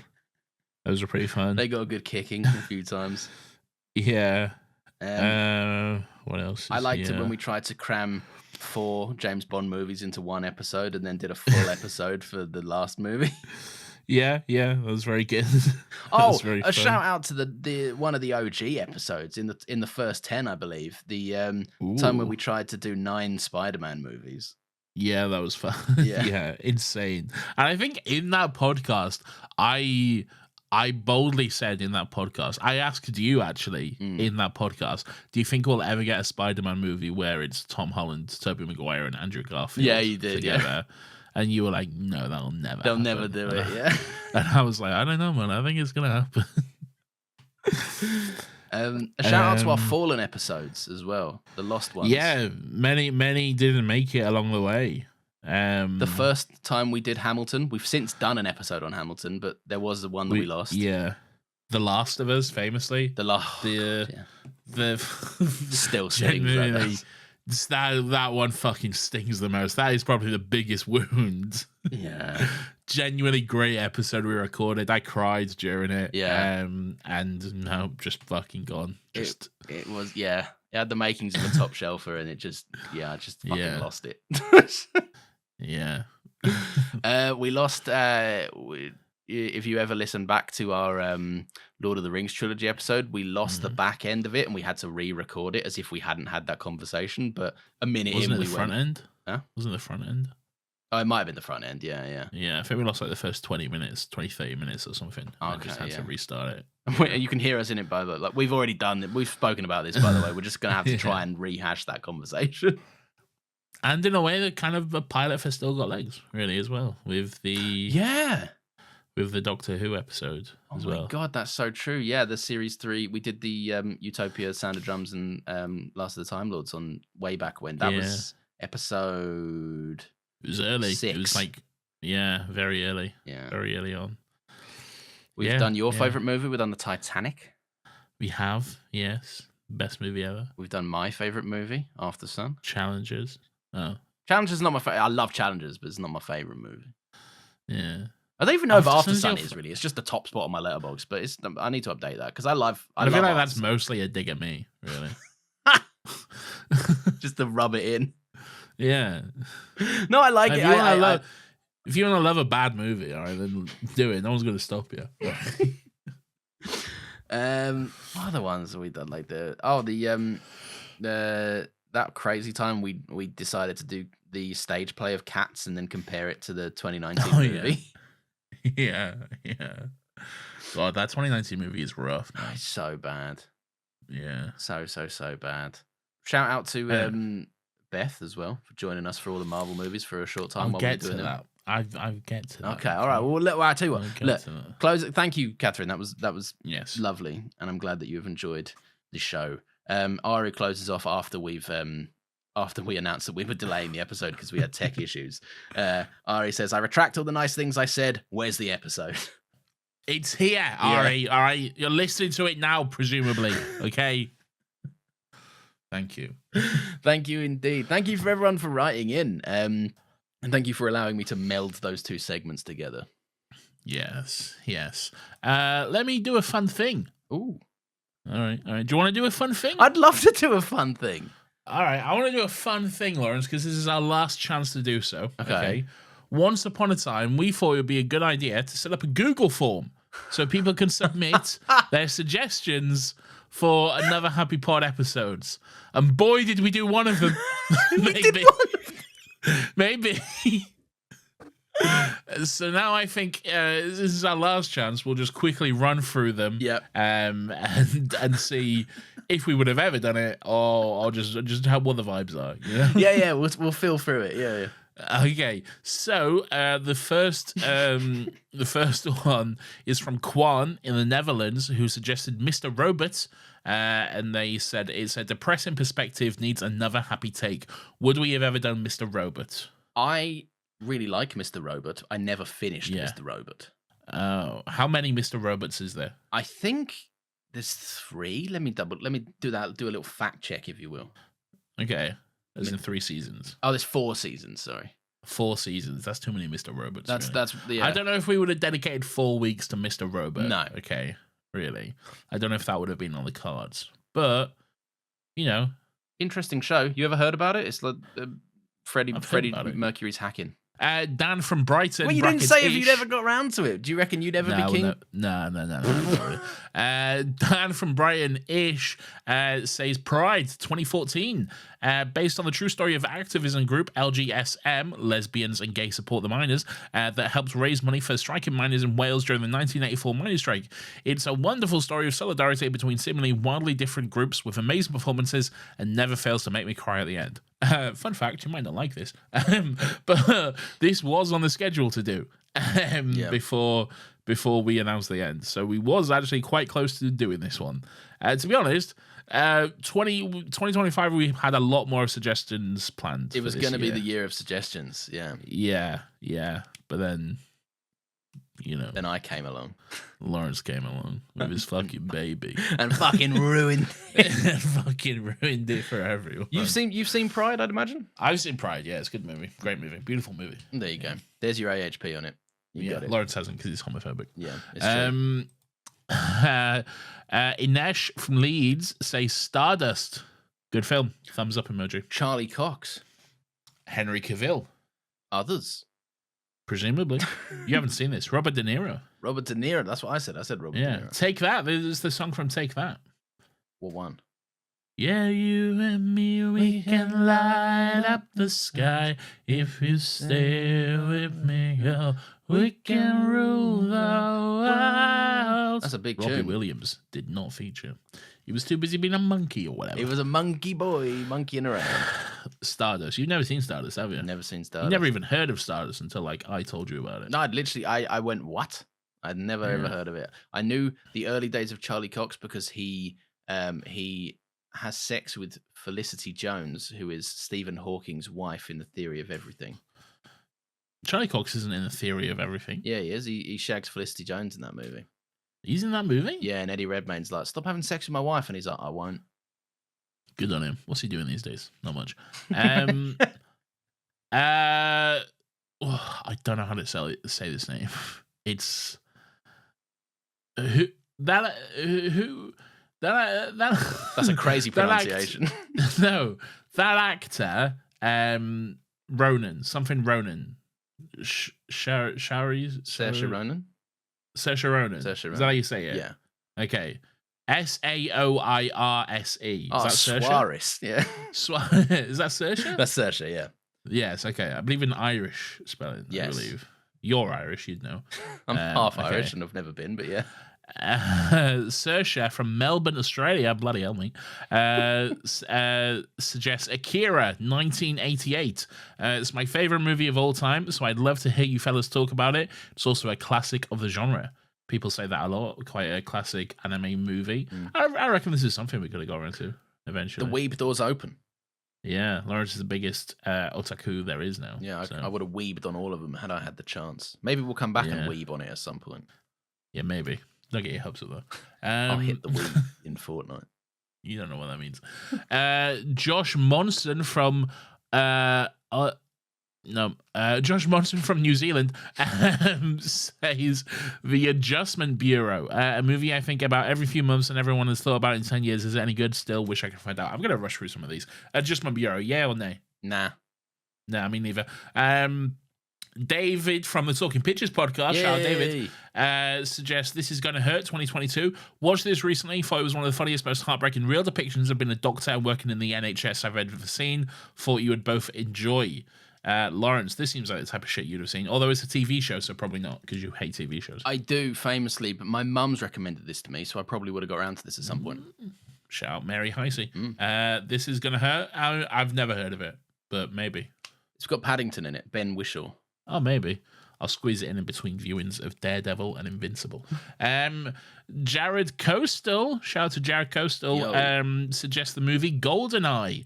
I love this average Bond film. It also inspired a classic computer game on the N64. Played the game. I've probably seen the movie, but I can't really remember it. GoldenEye. Is GoldenEye the one with... It is the one with Sean Bean. I just checked it out. Yeah. GoldenEye's on that big satellite dish. Yes, and he falls and he hurts his cock or something. Yeah. Is that the one with that woman whose name is Christmas? I don't think so, but I could be wrong. I'm Christmas Jones. And then it ends with James Bond saying, and I thought Christmas only came once a year. Oh, yeah, because we had sex. Because we had sex, everyone. That's what he says. I prefer when Roger Moore says, I'm just getting the British end away, sir, or something like that. Jesus Christ. That's a bit much, frankly. Yeah. You're 80 years old, Roger Moore. Anyway, good on all those bad Bond movies. You like the game? What do you think of the game back in the day? Game is good. Played that game so much as a kid, man. Yeah. I was running around shooting shit. Fucking, I never really had it, but my mate had it, and I was always around his house, and we were playing it all the time. I was just saying, I never had it either. Yeah. But yeah.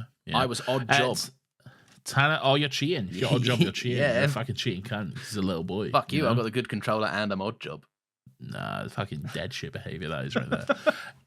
Tanner Moore from Vancouver in Canada says, For All Mankind, a show about the space race never ending, a show that has genuinely made me feel that any character can die because space is dangerous, and a show that for the first time in 2 years I have actually wanted to binge. There are 4 seasons out, and I'm admittedly only on season 2, but I want to watch it every chance I can. Brother, I fucking love me For All Mankind. This is Joel Kinnaman on the moon. Yep. Okay. I love this show so much. It's so good. I would definitely have forced Lawrence to watch this at some point. We 100% would have got around to this, yeah. Yeah, 100%, because it's goated with the sauce. I've just heard so much about it that it's genuinely piqued my interest a few times, but I don't know what it is. Planets need to realign for me to start a TV show I've never seen before. I'm not a TV guy. I don't know what it is, but there's something in your brain that is like TV show, not for me. Let me watch a fucking 4-hour movie about the Pope's voting on who the next Pope is instead. Firstly, right? It's like 2 hours, as most movies are. A 30-minute episode of Invincible, a good TV show? No, thank you. I'll watch a 6-hour movie about the Pope's voting. Okay? So why is it longer now? Because it is. It gets longer every time you mention it. Yeah. This has become your new favorite thing, by the way. Your new favorite one is the Pope's voting movie. Like, it's just a funny concept, isn't it? It's inherently funny, yeah. Isaac from Belfast, but lives in Warrington. Shout both Belfast and Warrington, I guess. Hell yeah. Says Band of Brothers, HBO's own. Do it, you cowards. Nah, it seriously slaps and is made by the same people who made The Pacific and Masters of the Air, Spielberg and Hanks. Great cast and story, amazing production. Band of Brothers is a good show. I actually watched it as a little boy with my dad when I was way too young to watch that show. But that was like 20 or so years ago, and I cannot remember it. So. I just Googled this. This is so dad-coded. It's unbelievable. Oh, that's 100% dad-coded, yeah. It's Tom Hanks. Even the cast pictures are in a weird sepia black and white situation. Yeah. David Schwimmer's in it. David Schwimmer is in it. He's a soldier. He's like, I thought this war was on a break or something. Yeah. Great. Chandler, what are you doing here? I can't say I would have been rushing, mainly because my dad tired me out of so much fucking World War II content when I was young. Like, you're wrong. It's just a time period I'm never keen to revisit in movies. All right. P.S. Moore from London suggests Treasure Planet, criminally underrated Disney movie. Prove it, you cowards. I'm saying that, not him. I'm going to say probably not. Yeah. Yeah, sorry, Piers. Sorry, mate. Sorry. Junaid in London, Infinity War / Endgame. Please provide a brief summary of why you believe we should cover this. Oh, wait, no, I'm reading the question. Sorry. It has to be done. Infinity War and Endgame. Maybe. Yeah, probably. There is a world where, 10 years down the line, this podcast went, fuck it, the entire MCU. And I could see us committing to it. That would be like a full year at that point. Yeah, really. And TV shows and everything. Yes. Like, fucking hell. I probably already would be close to a year at this point. Yeah. So, look, I need to look that up now. How many hours or how many movies or TV shows? How many MCU projects are there? Is it going to count all the ones retrospectively that they've put back in? Like, is all the Netflix Daredevil stuff now going to count? No, I don't think so. I don't think that would ever count. The AI overview is so helpful on Google. There are many Marvel Cinematic Universe projects. Great. 47. That's like 5 weeks shy of a year. Fucking hell. 47. Jesus. And projects Christ. isn't counting for the fact that there's probably like a couple of seasons of like Loki season 1 and 2. That's probably just counted as one project, but we would do 2 episodes. Yeah. Yeah, maybe. That's this article is seemingly just an entire article of ads, so that's good stuff. Yeah, every fucking article is these days just choked out to the max with fucking nonsense. Once Lawrence has had his kid, we'll come back and do 2 straight years of MCU. Mate, I would genuinely like this so much that I would genuinely be interested in fucking chatting about. Like, I could waffle on phase 1 for fucking yonks. Big yonks. Maybe we should do it, man. Just do it. Fuck it. We're not going. We're never dying. No, we are. Well, we'll talk about it because it's not dead, is it? It's not dead in the water. There's some bits that are staying. No. Maybe we'll put it on Patreon. Yeah. Janae from London says Dragon Ball Z. Look, I'll be honest, probably not. Nah. Too many cunts are too fucking annoying about that. Yeah, maybe. Dion from West Wales says Mighty Morphin Power Rangers the movie. Yes. All right, it's there. Leah from Dorset in the UK, One Piece. Look, I'll be honest, no, not interested. Sorry. Kelly from the UK, Good Omens, potentially. Oh no, probably not now. Actually, Neil. Probably not now. Actually, Kelly from the UK. I don't know if it's the same one, but maybe. Our flag means death. That's the Taika pirate. Right? Yeah, Taika's a pirate. Maybe. And that Australian bloke that was always with Taika is also there and a pirate too. And they're gay. Which Australian bloke? You know the one that's in Hunt for the Wilder People and he's like, I'm fucking Crazy Sam or whatever. Oh, Sam Neill? No, it's not Sam Neill. Sorry, that was the wrong time to say Sam. He's not Sam Neill. He's fucking... Is he the manager of Flight on the Conchords? Maybe? I don't know what that is. I don't know. You'd know his face. Jermaine Clement? No, not Jermaine Clement. Not him or Brett. No, the other guy that's in Flight of the Conchords. I don't know. Anyway, Maria from Liverpool says Skins. Yeah. I would have done Skins. 100%. I recently rewatched it. Yeah, we could have done Skins. That would have been quite interesting. But we would have stopped at a certain point and then just skipped to the good stuff. No, I wouldn't know. Oh, you would have fucking absolutely covered those last 2. Raw dogged it. Would we have done 7 episodes or would we have done Generations? Maybe Generations, yeah. Would have been easier, yeah. Yeah. That's 4 episodes then. Yeah, it could be Skin You Lie. Skinuary. Skin Timber.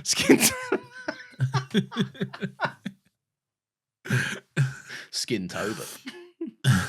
No, it doesn't work. Daisy from London. Good Omens. Again, probably not. Yeah. Piers from Discord. It's a Sin. Yeah, probably. Yeah. Russell T Davies show. Neil Patrick Harris. Maybe. To be honest, we'll probably save it for SGL Pod now. Maybe Patreon. Yeah, that'll be a Patreon. So you can subscribe. Caleb from Florida, Orlando, Florida. Sorry. Young Justice. Probably not, to be honest. I've never even heard of it, if I'm real. So. It's like a Justice League, but they're young children. Oh, no, I couldn't give a fuck. You have to pay me to care.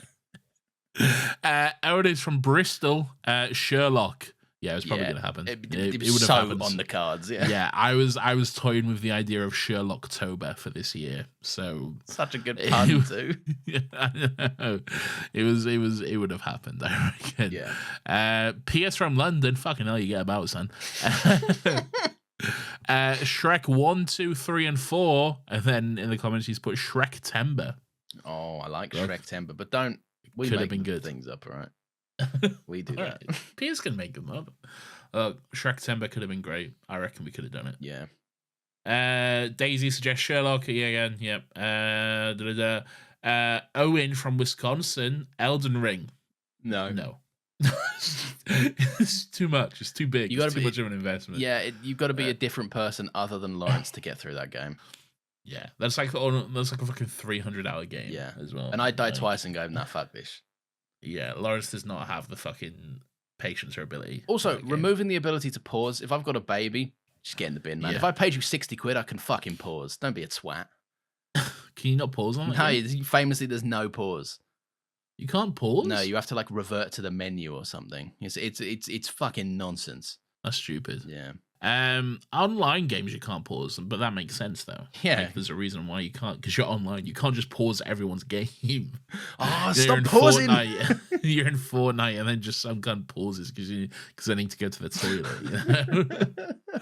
But like Elden Ring's not online, is it? I don't think so. No, Elden Ring's not online. It's just that they just don't let you pause it because their whole thing is it's supposed to be a completely immersive experience. It's like you can't pause real life. I'm like, that's why I'm playing a video game, you fucking idiot.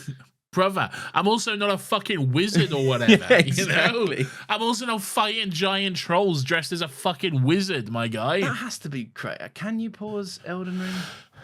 You look that up. Hunter from Ohio in the United States of America suggests Talk to Me. It's a horror movie made by Australian YouTubers. This sounds like the type of shit you'd be into. I want to watch this, but I'm a wimp with horror movies. But I am. This is on Oh, the cards.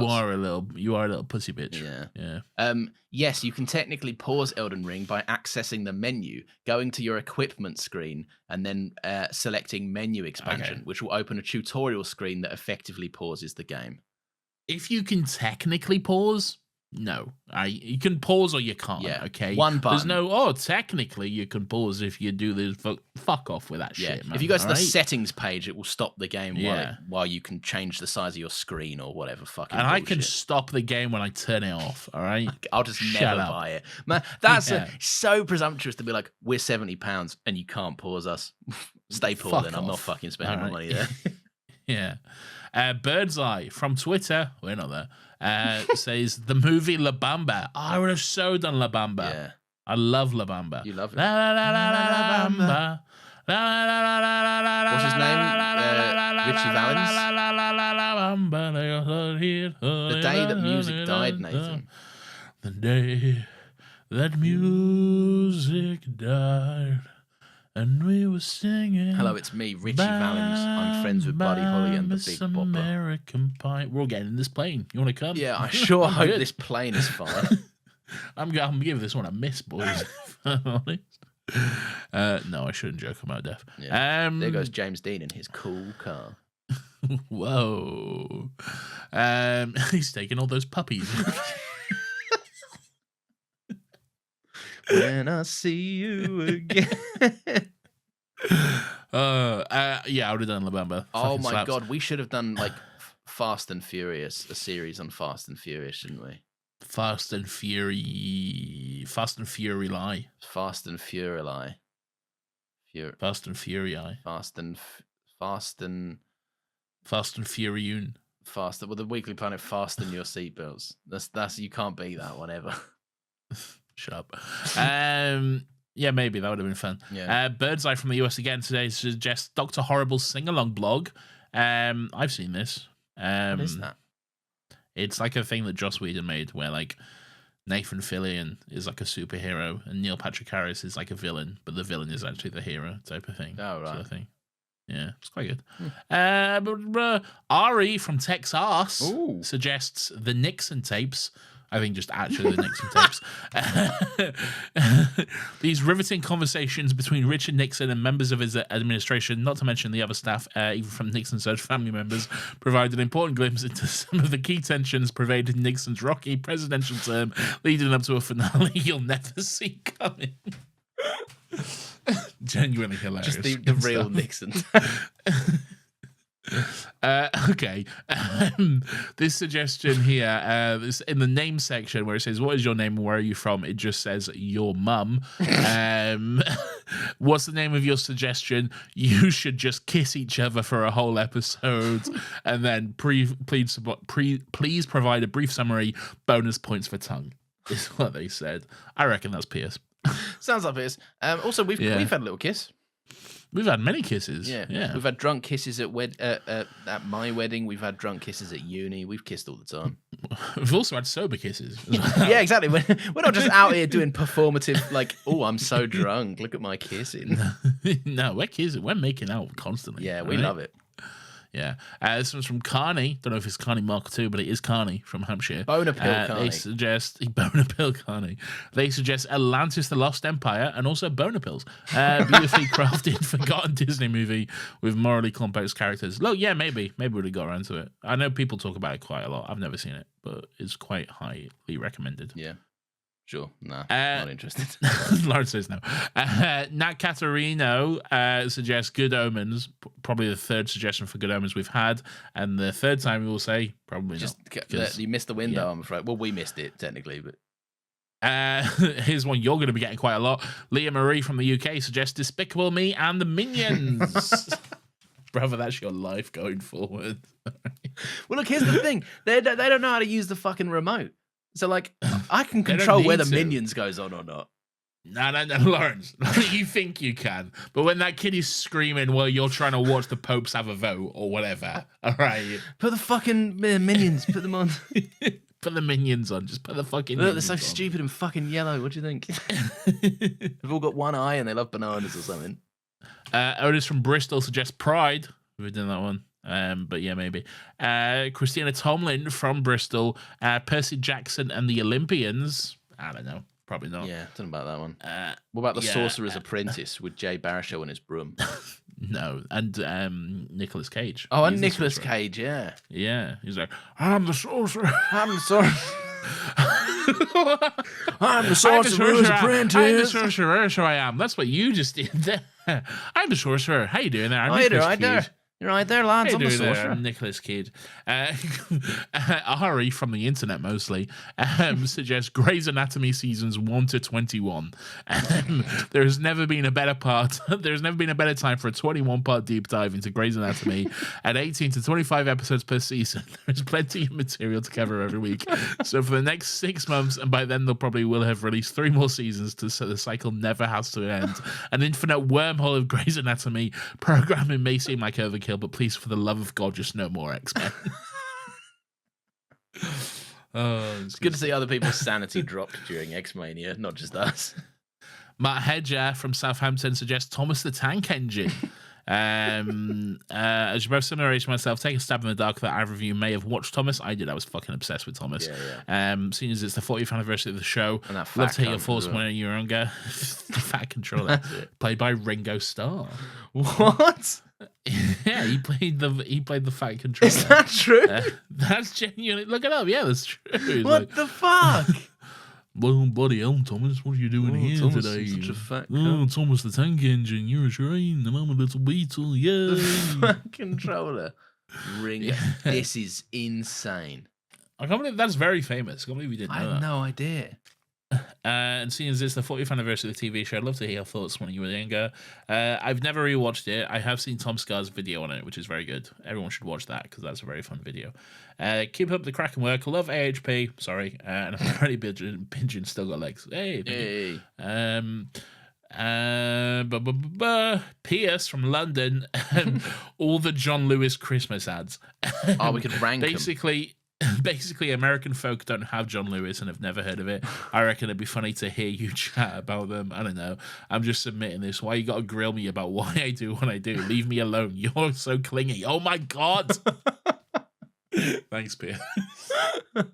The John Lewis Christmas ads, man. There's actually a lot to talk about. Do you remember when the one came out with that guy had a telescope and he sat on the moon? Oh, the moon pedo. Yeah, and I'm not joking, right? If you obviously if you're outside of the UK, you may need context for this, right? But John Lewis put out a big Christmas. John Lewis is like it's like a home retailer's kind of store. It's a department store. Yeah, it's a department store. And they put out a big Christmas advert every year. It's like the sign that for a lot of people that like Christmas is right around the corner when you see the John Lewis Christmas ad. And some years they're genuinely fantastic, and other years they are genuinely awful. Yeah, genuine dog shit sometimes. And this one in particular they put out featured an old man who lived on the moon with a telescope that looked right into the bedroom of a little girl. And the great British public decided to instantly get the phrase on Twitter trending #moonpedo. Moon pedo. Yeah. So it was quite the opposite effect as intended, but yeah. Moon pedo. I love it when the public masses together to do something dumb. One thing that I only recently found out about was apparently there was a petition to put in, well, not a petition, there was a competition to put in a line of dialogue into the 2007 Transformers movie, and the one that won and caused the people that made Transformers to actually just go back on their word of the competition winners. Yeah, was the line that won was Optimus Prime should at one point in the movie say, "I'm going to turn into a truck now." How good is that? That's so good. Michael Bay, what are you doing, man? Why are you not putting that in? That's gold. I'm going to turn into a truck now. You can't even think of a fun way to put that in. It could have been like an awkward moment. I'm going to turn into a truck now. Like, see ya. I'm going to turn into a truck now. Oh, wait, what's my Optimus Prime? I can do Optimus Prime. Hold on. You got this. I am Optimus Prime. People of Earth. I'm going to turn into a truck. I'm going to turn into a truck now. Someone play that Linkin Park song. I'll do it in the edit. I'm going to turn into a truck now. People of Earth, now is the time. We are, whatever he says, you know, he's always doing some shit. Under the section for what is your name, this person just put nice try.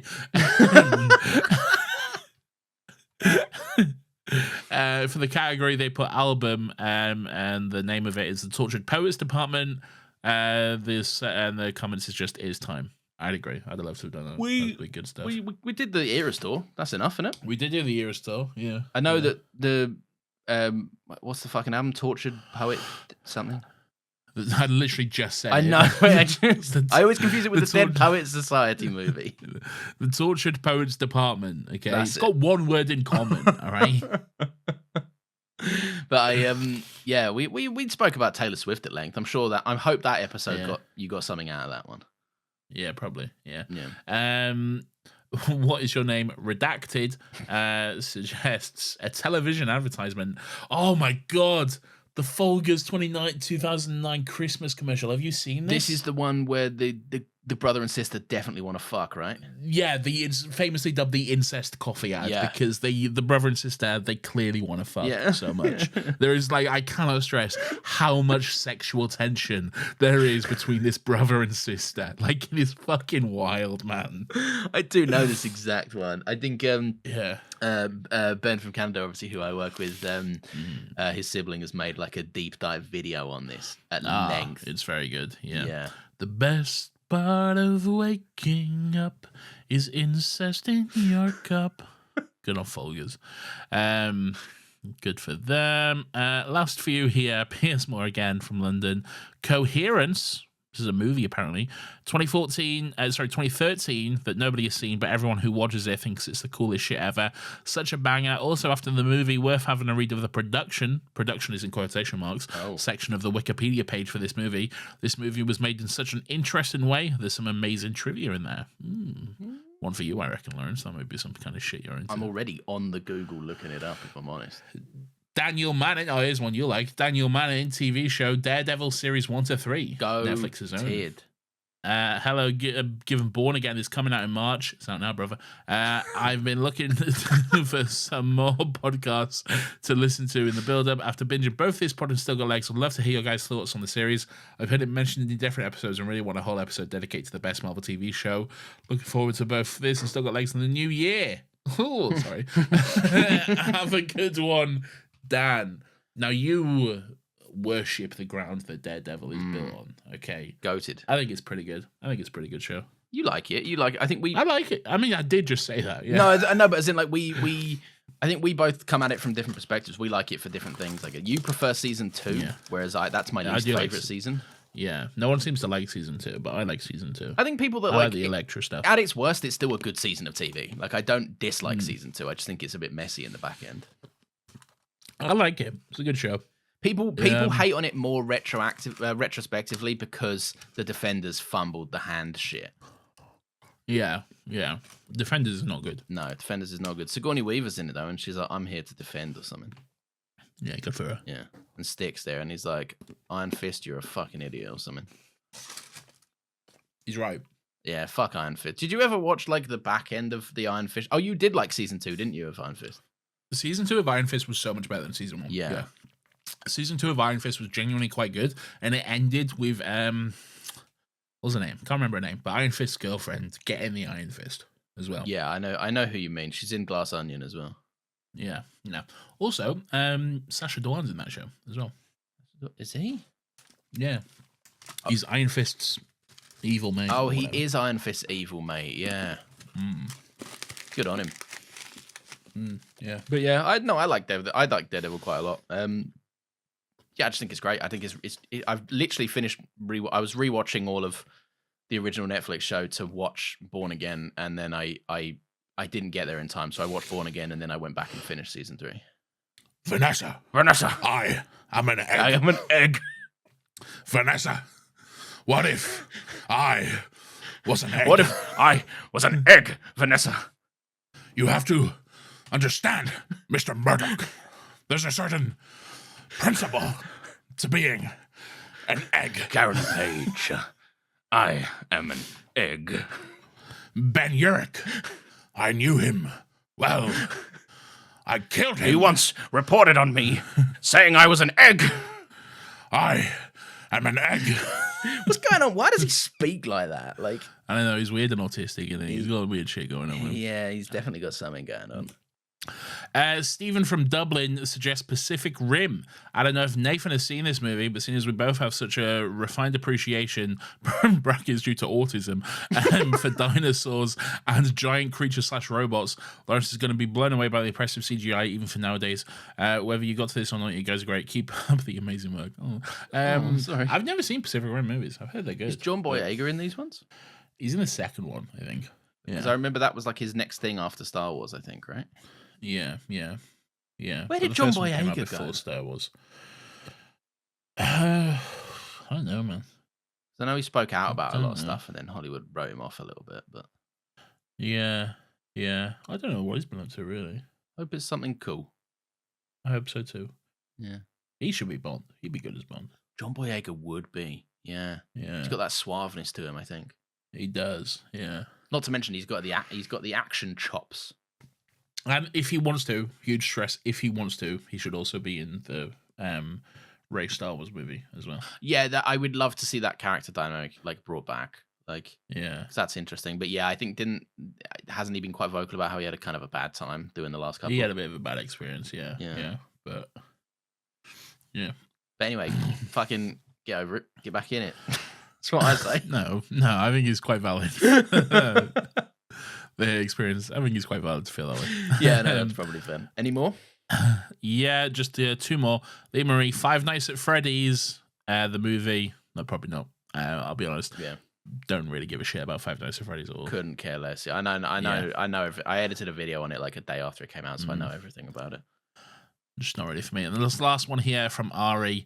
Do you remember, like, the week before we announced the podcast ended, we said, hey, what are some kids' movies that Lauren should watch?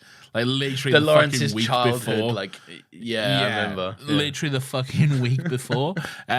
These are some kid movies I think Lauren should watch if he hasn't, for the culture. Babe, have you seen it? Yes, and Babe 2, Pig in the City as well. By the mastermind George Miller. There it is. Matilda, have you seen it? Well, the OG Matilda, yeah. Yeah, not the musical Tim Minchin Matilda. I've also seen the musical Tim Minchin Matilda. Okay, Air Bud. Dog plays basketball.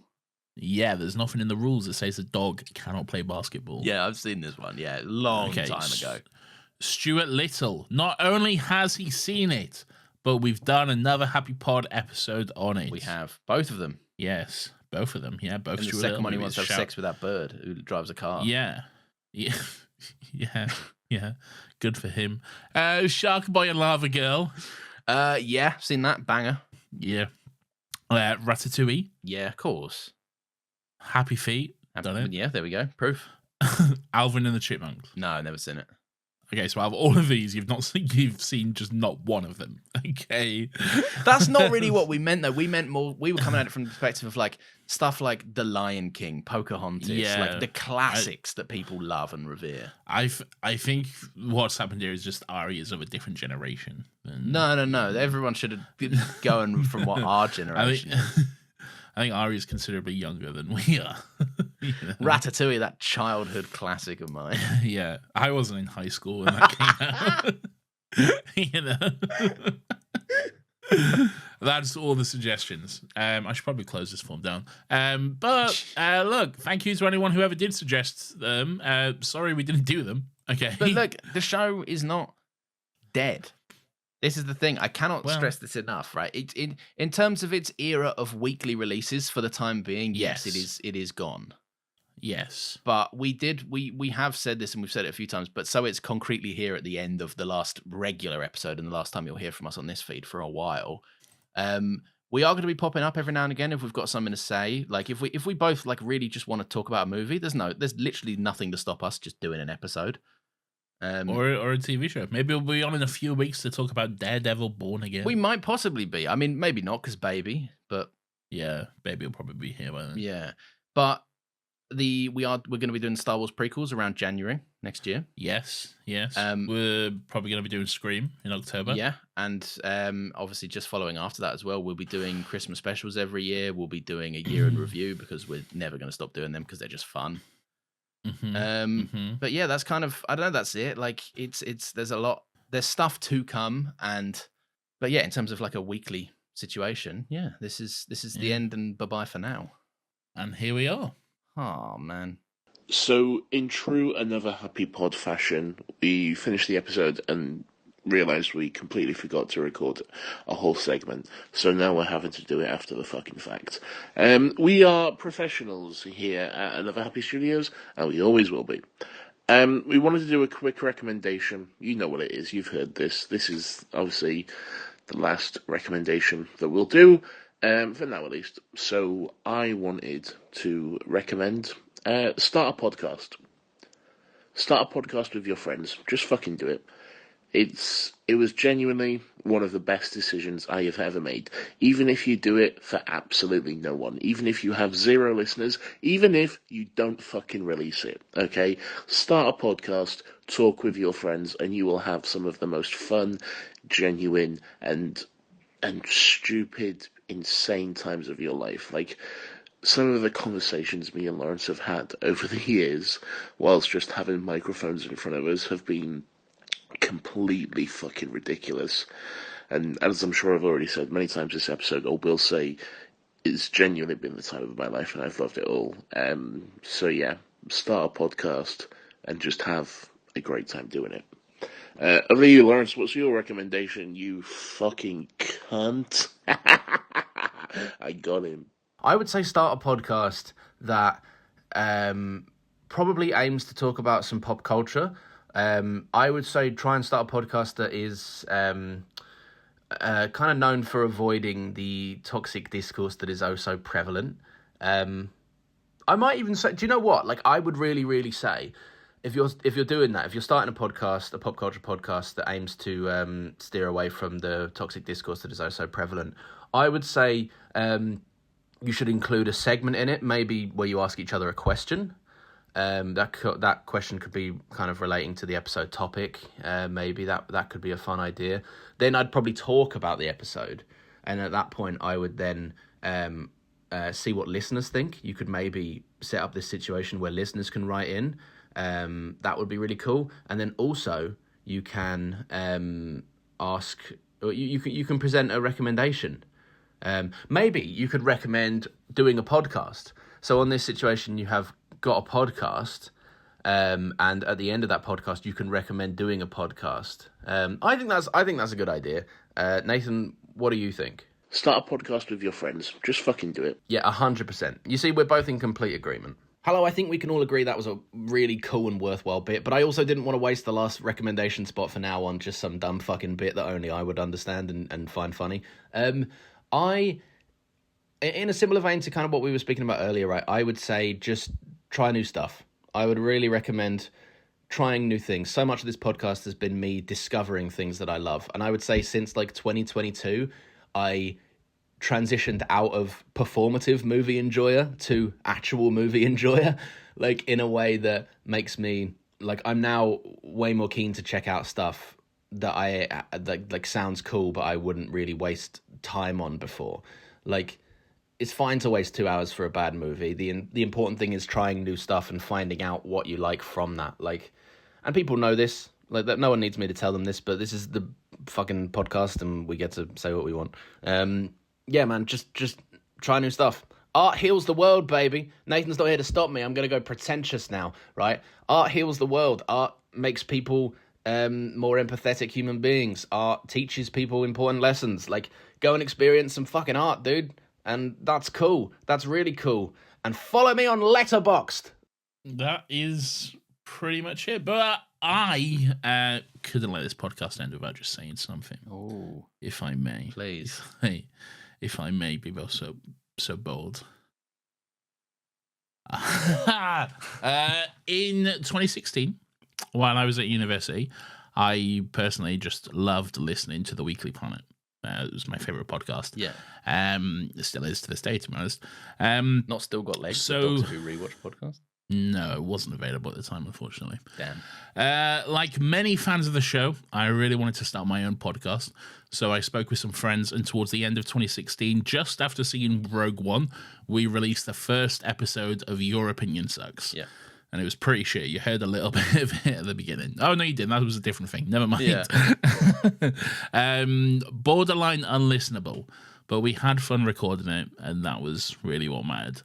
The podcast came to an end when we finished uni, but me and Lawrence never really lost that edge. So over the next few years, we kept trying different ideas and projects, recording several different pilot episodes for various podcasts, which never saw the light of day until the pandemic hit. And then in the height of lockdown madness and depression, we decided to just fucking go for it. Another Happy Pod was born. And for 210 episodes, I have loved every single fucking second of recording this podcast. It has done better than I ever would have expected it to. Yeah. We've had the very man who inspired me to start podcasting guest on this show twice, which is still fucking insane to me. It is fucking nuts, isn't it? Like, it's so insane. Yeah. But more than that, it was a great chance to set aside a couple of hours each week and to just chat with my best friend about shit we love. And I wouldn't change a single second of it, even the After Sun episode.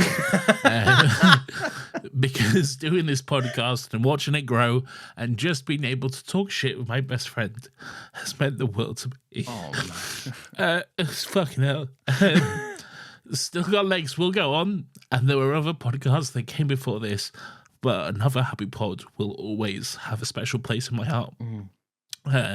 So thank you to all the guests that have joined us over the years. Thank you to Beth, to Catherine, to Brian and David, to Garrett, to Connor, to Joe, to Harley, to Ben from Canada, to James from Mr. Sunday Movies. Thank you all for joining us, and thank you all for listening as well. That's it. That's it. It's fucking sad when stuff has to end, isn't it? Like, it is. It's rough, but yeah, no, fucking. This has been so fun, dude. Like, this has just been so. Like, I said it when we fucking put the thing out, right? That we were going to end the show. It's just the fact that, like, I got to speak to you about movies every week, or not even just movies, but like just stuff in general. Like, that's been the gift in itself. But the fact that people have listened and enjoyed it, and like, so many people have written in, and so many emails that like often don't get read out, because we do receive a fair few emails that like ask not to be read out on the show and stuff as well, from people saying that like this podcast has helped them and stuff. Like, that's a fucking gift. It's wild. Yeah, It's... to be able to feel a part of that is insane. And I just think like we're known for like we bicker and we argue and stuff on this show, but like that's interesting. I'm so glad it's not a fucking echo chamber of two people with the same fucking opinions. Like it's been, me too. Yeah, it's been a great chance to learn and grow, and like, oh my god, the stuff I'm interested in now is so far not what I was interested in like 2020, and that's like I think we've shaped each other in a way that is so interesting. And so you'd have never watched a movie about popes having a vote. I never. I would have pretended I wanted to, but I didn't. Exactly. And now I do. Good on it. Good on it. Oh man, we don't need to plug. No, anything. There's fuck all to plug. Like, no, there's fuck all to plug. Listeners still got legs. You probably already do, but whatever. Yeah. Just thank you. That's all I can say. Yeah. Thank you for being here. And hey, we'll be back. We'll be back at some point. It's bye for now. It's not the end. Yeah. Definitely not the end. Otherwise, we probably would have changed the studio name to something more related to Doctor Who if we never thought about bringing this back. I'll never change that. No, never change it. No. It's built in, all right? Those it's are our part roots. of who we are. Yes, exactly. It's always Another Happy Studios. Yeah. Okay? Not to like also like the feed's not going anywhere. I know this is obviously probably a given for some people, but like the feed's not going anywhere. The feed will stay there forever. Yeah, the feed's there. The episodes will still be here. And hey, maybe we'll add to it in time to come. Yeah. But that's it. That's all for now. That is all for now. Thank you so much to anyone that's listened. Thank you to literally everyone that's ever written it. Oh, we did it. We did it in the wrong order. We should have done better, man. And so I raise the final curtain. My friend, I'll say it clear. I'll state my case, of which I'm certain. I've lived. We're gonna do the whole song. I'm barely remembering the lyrics.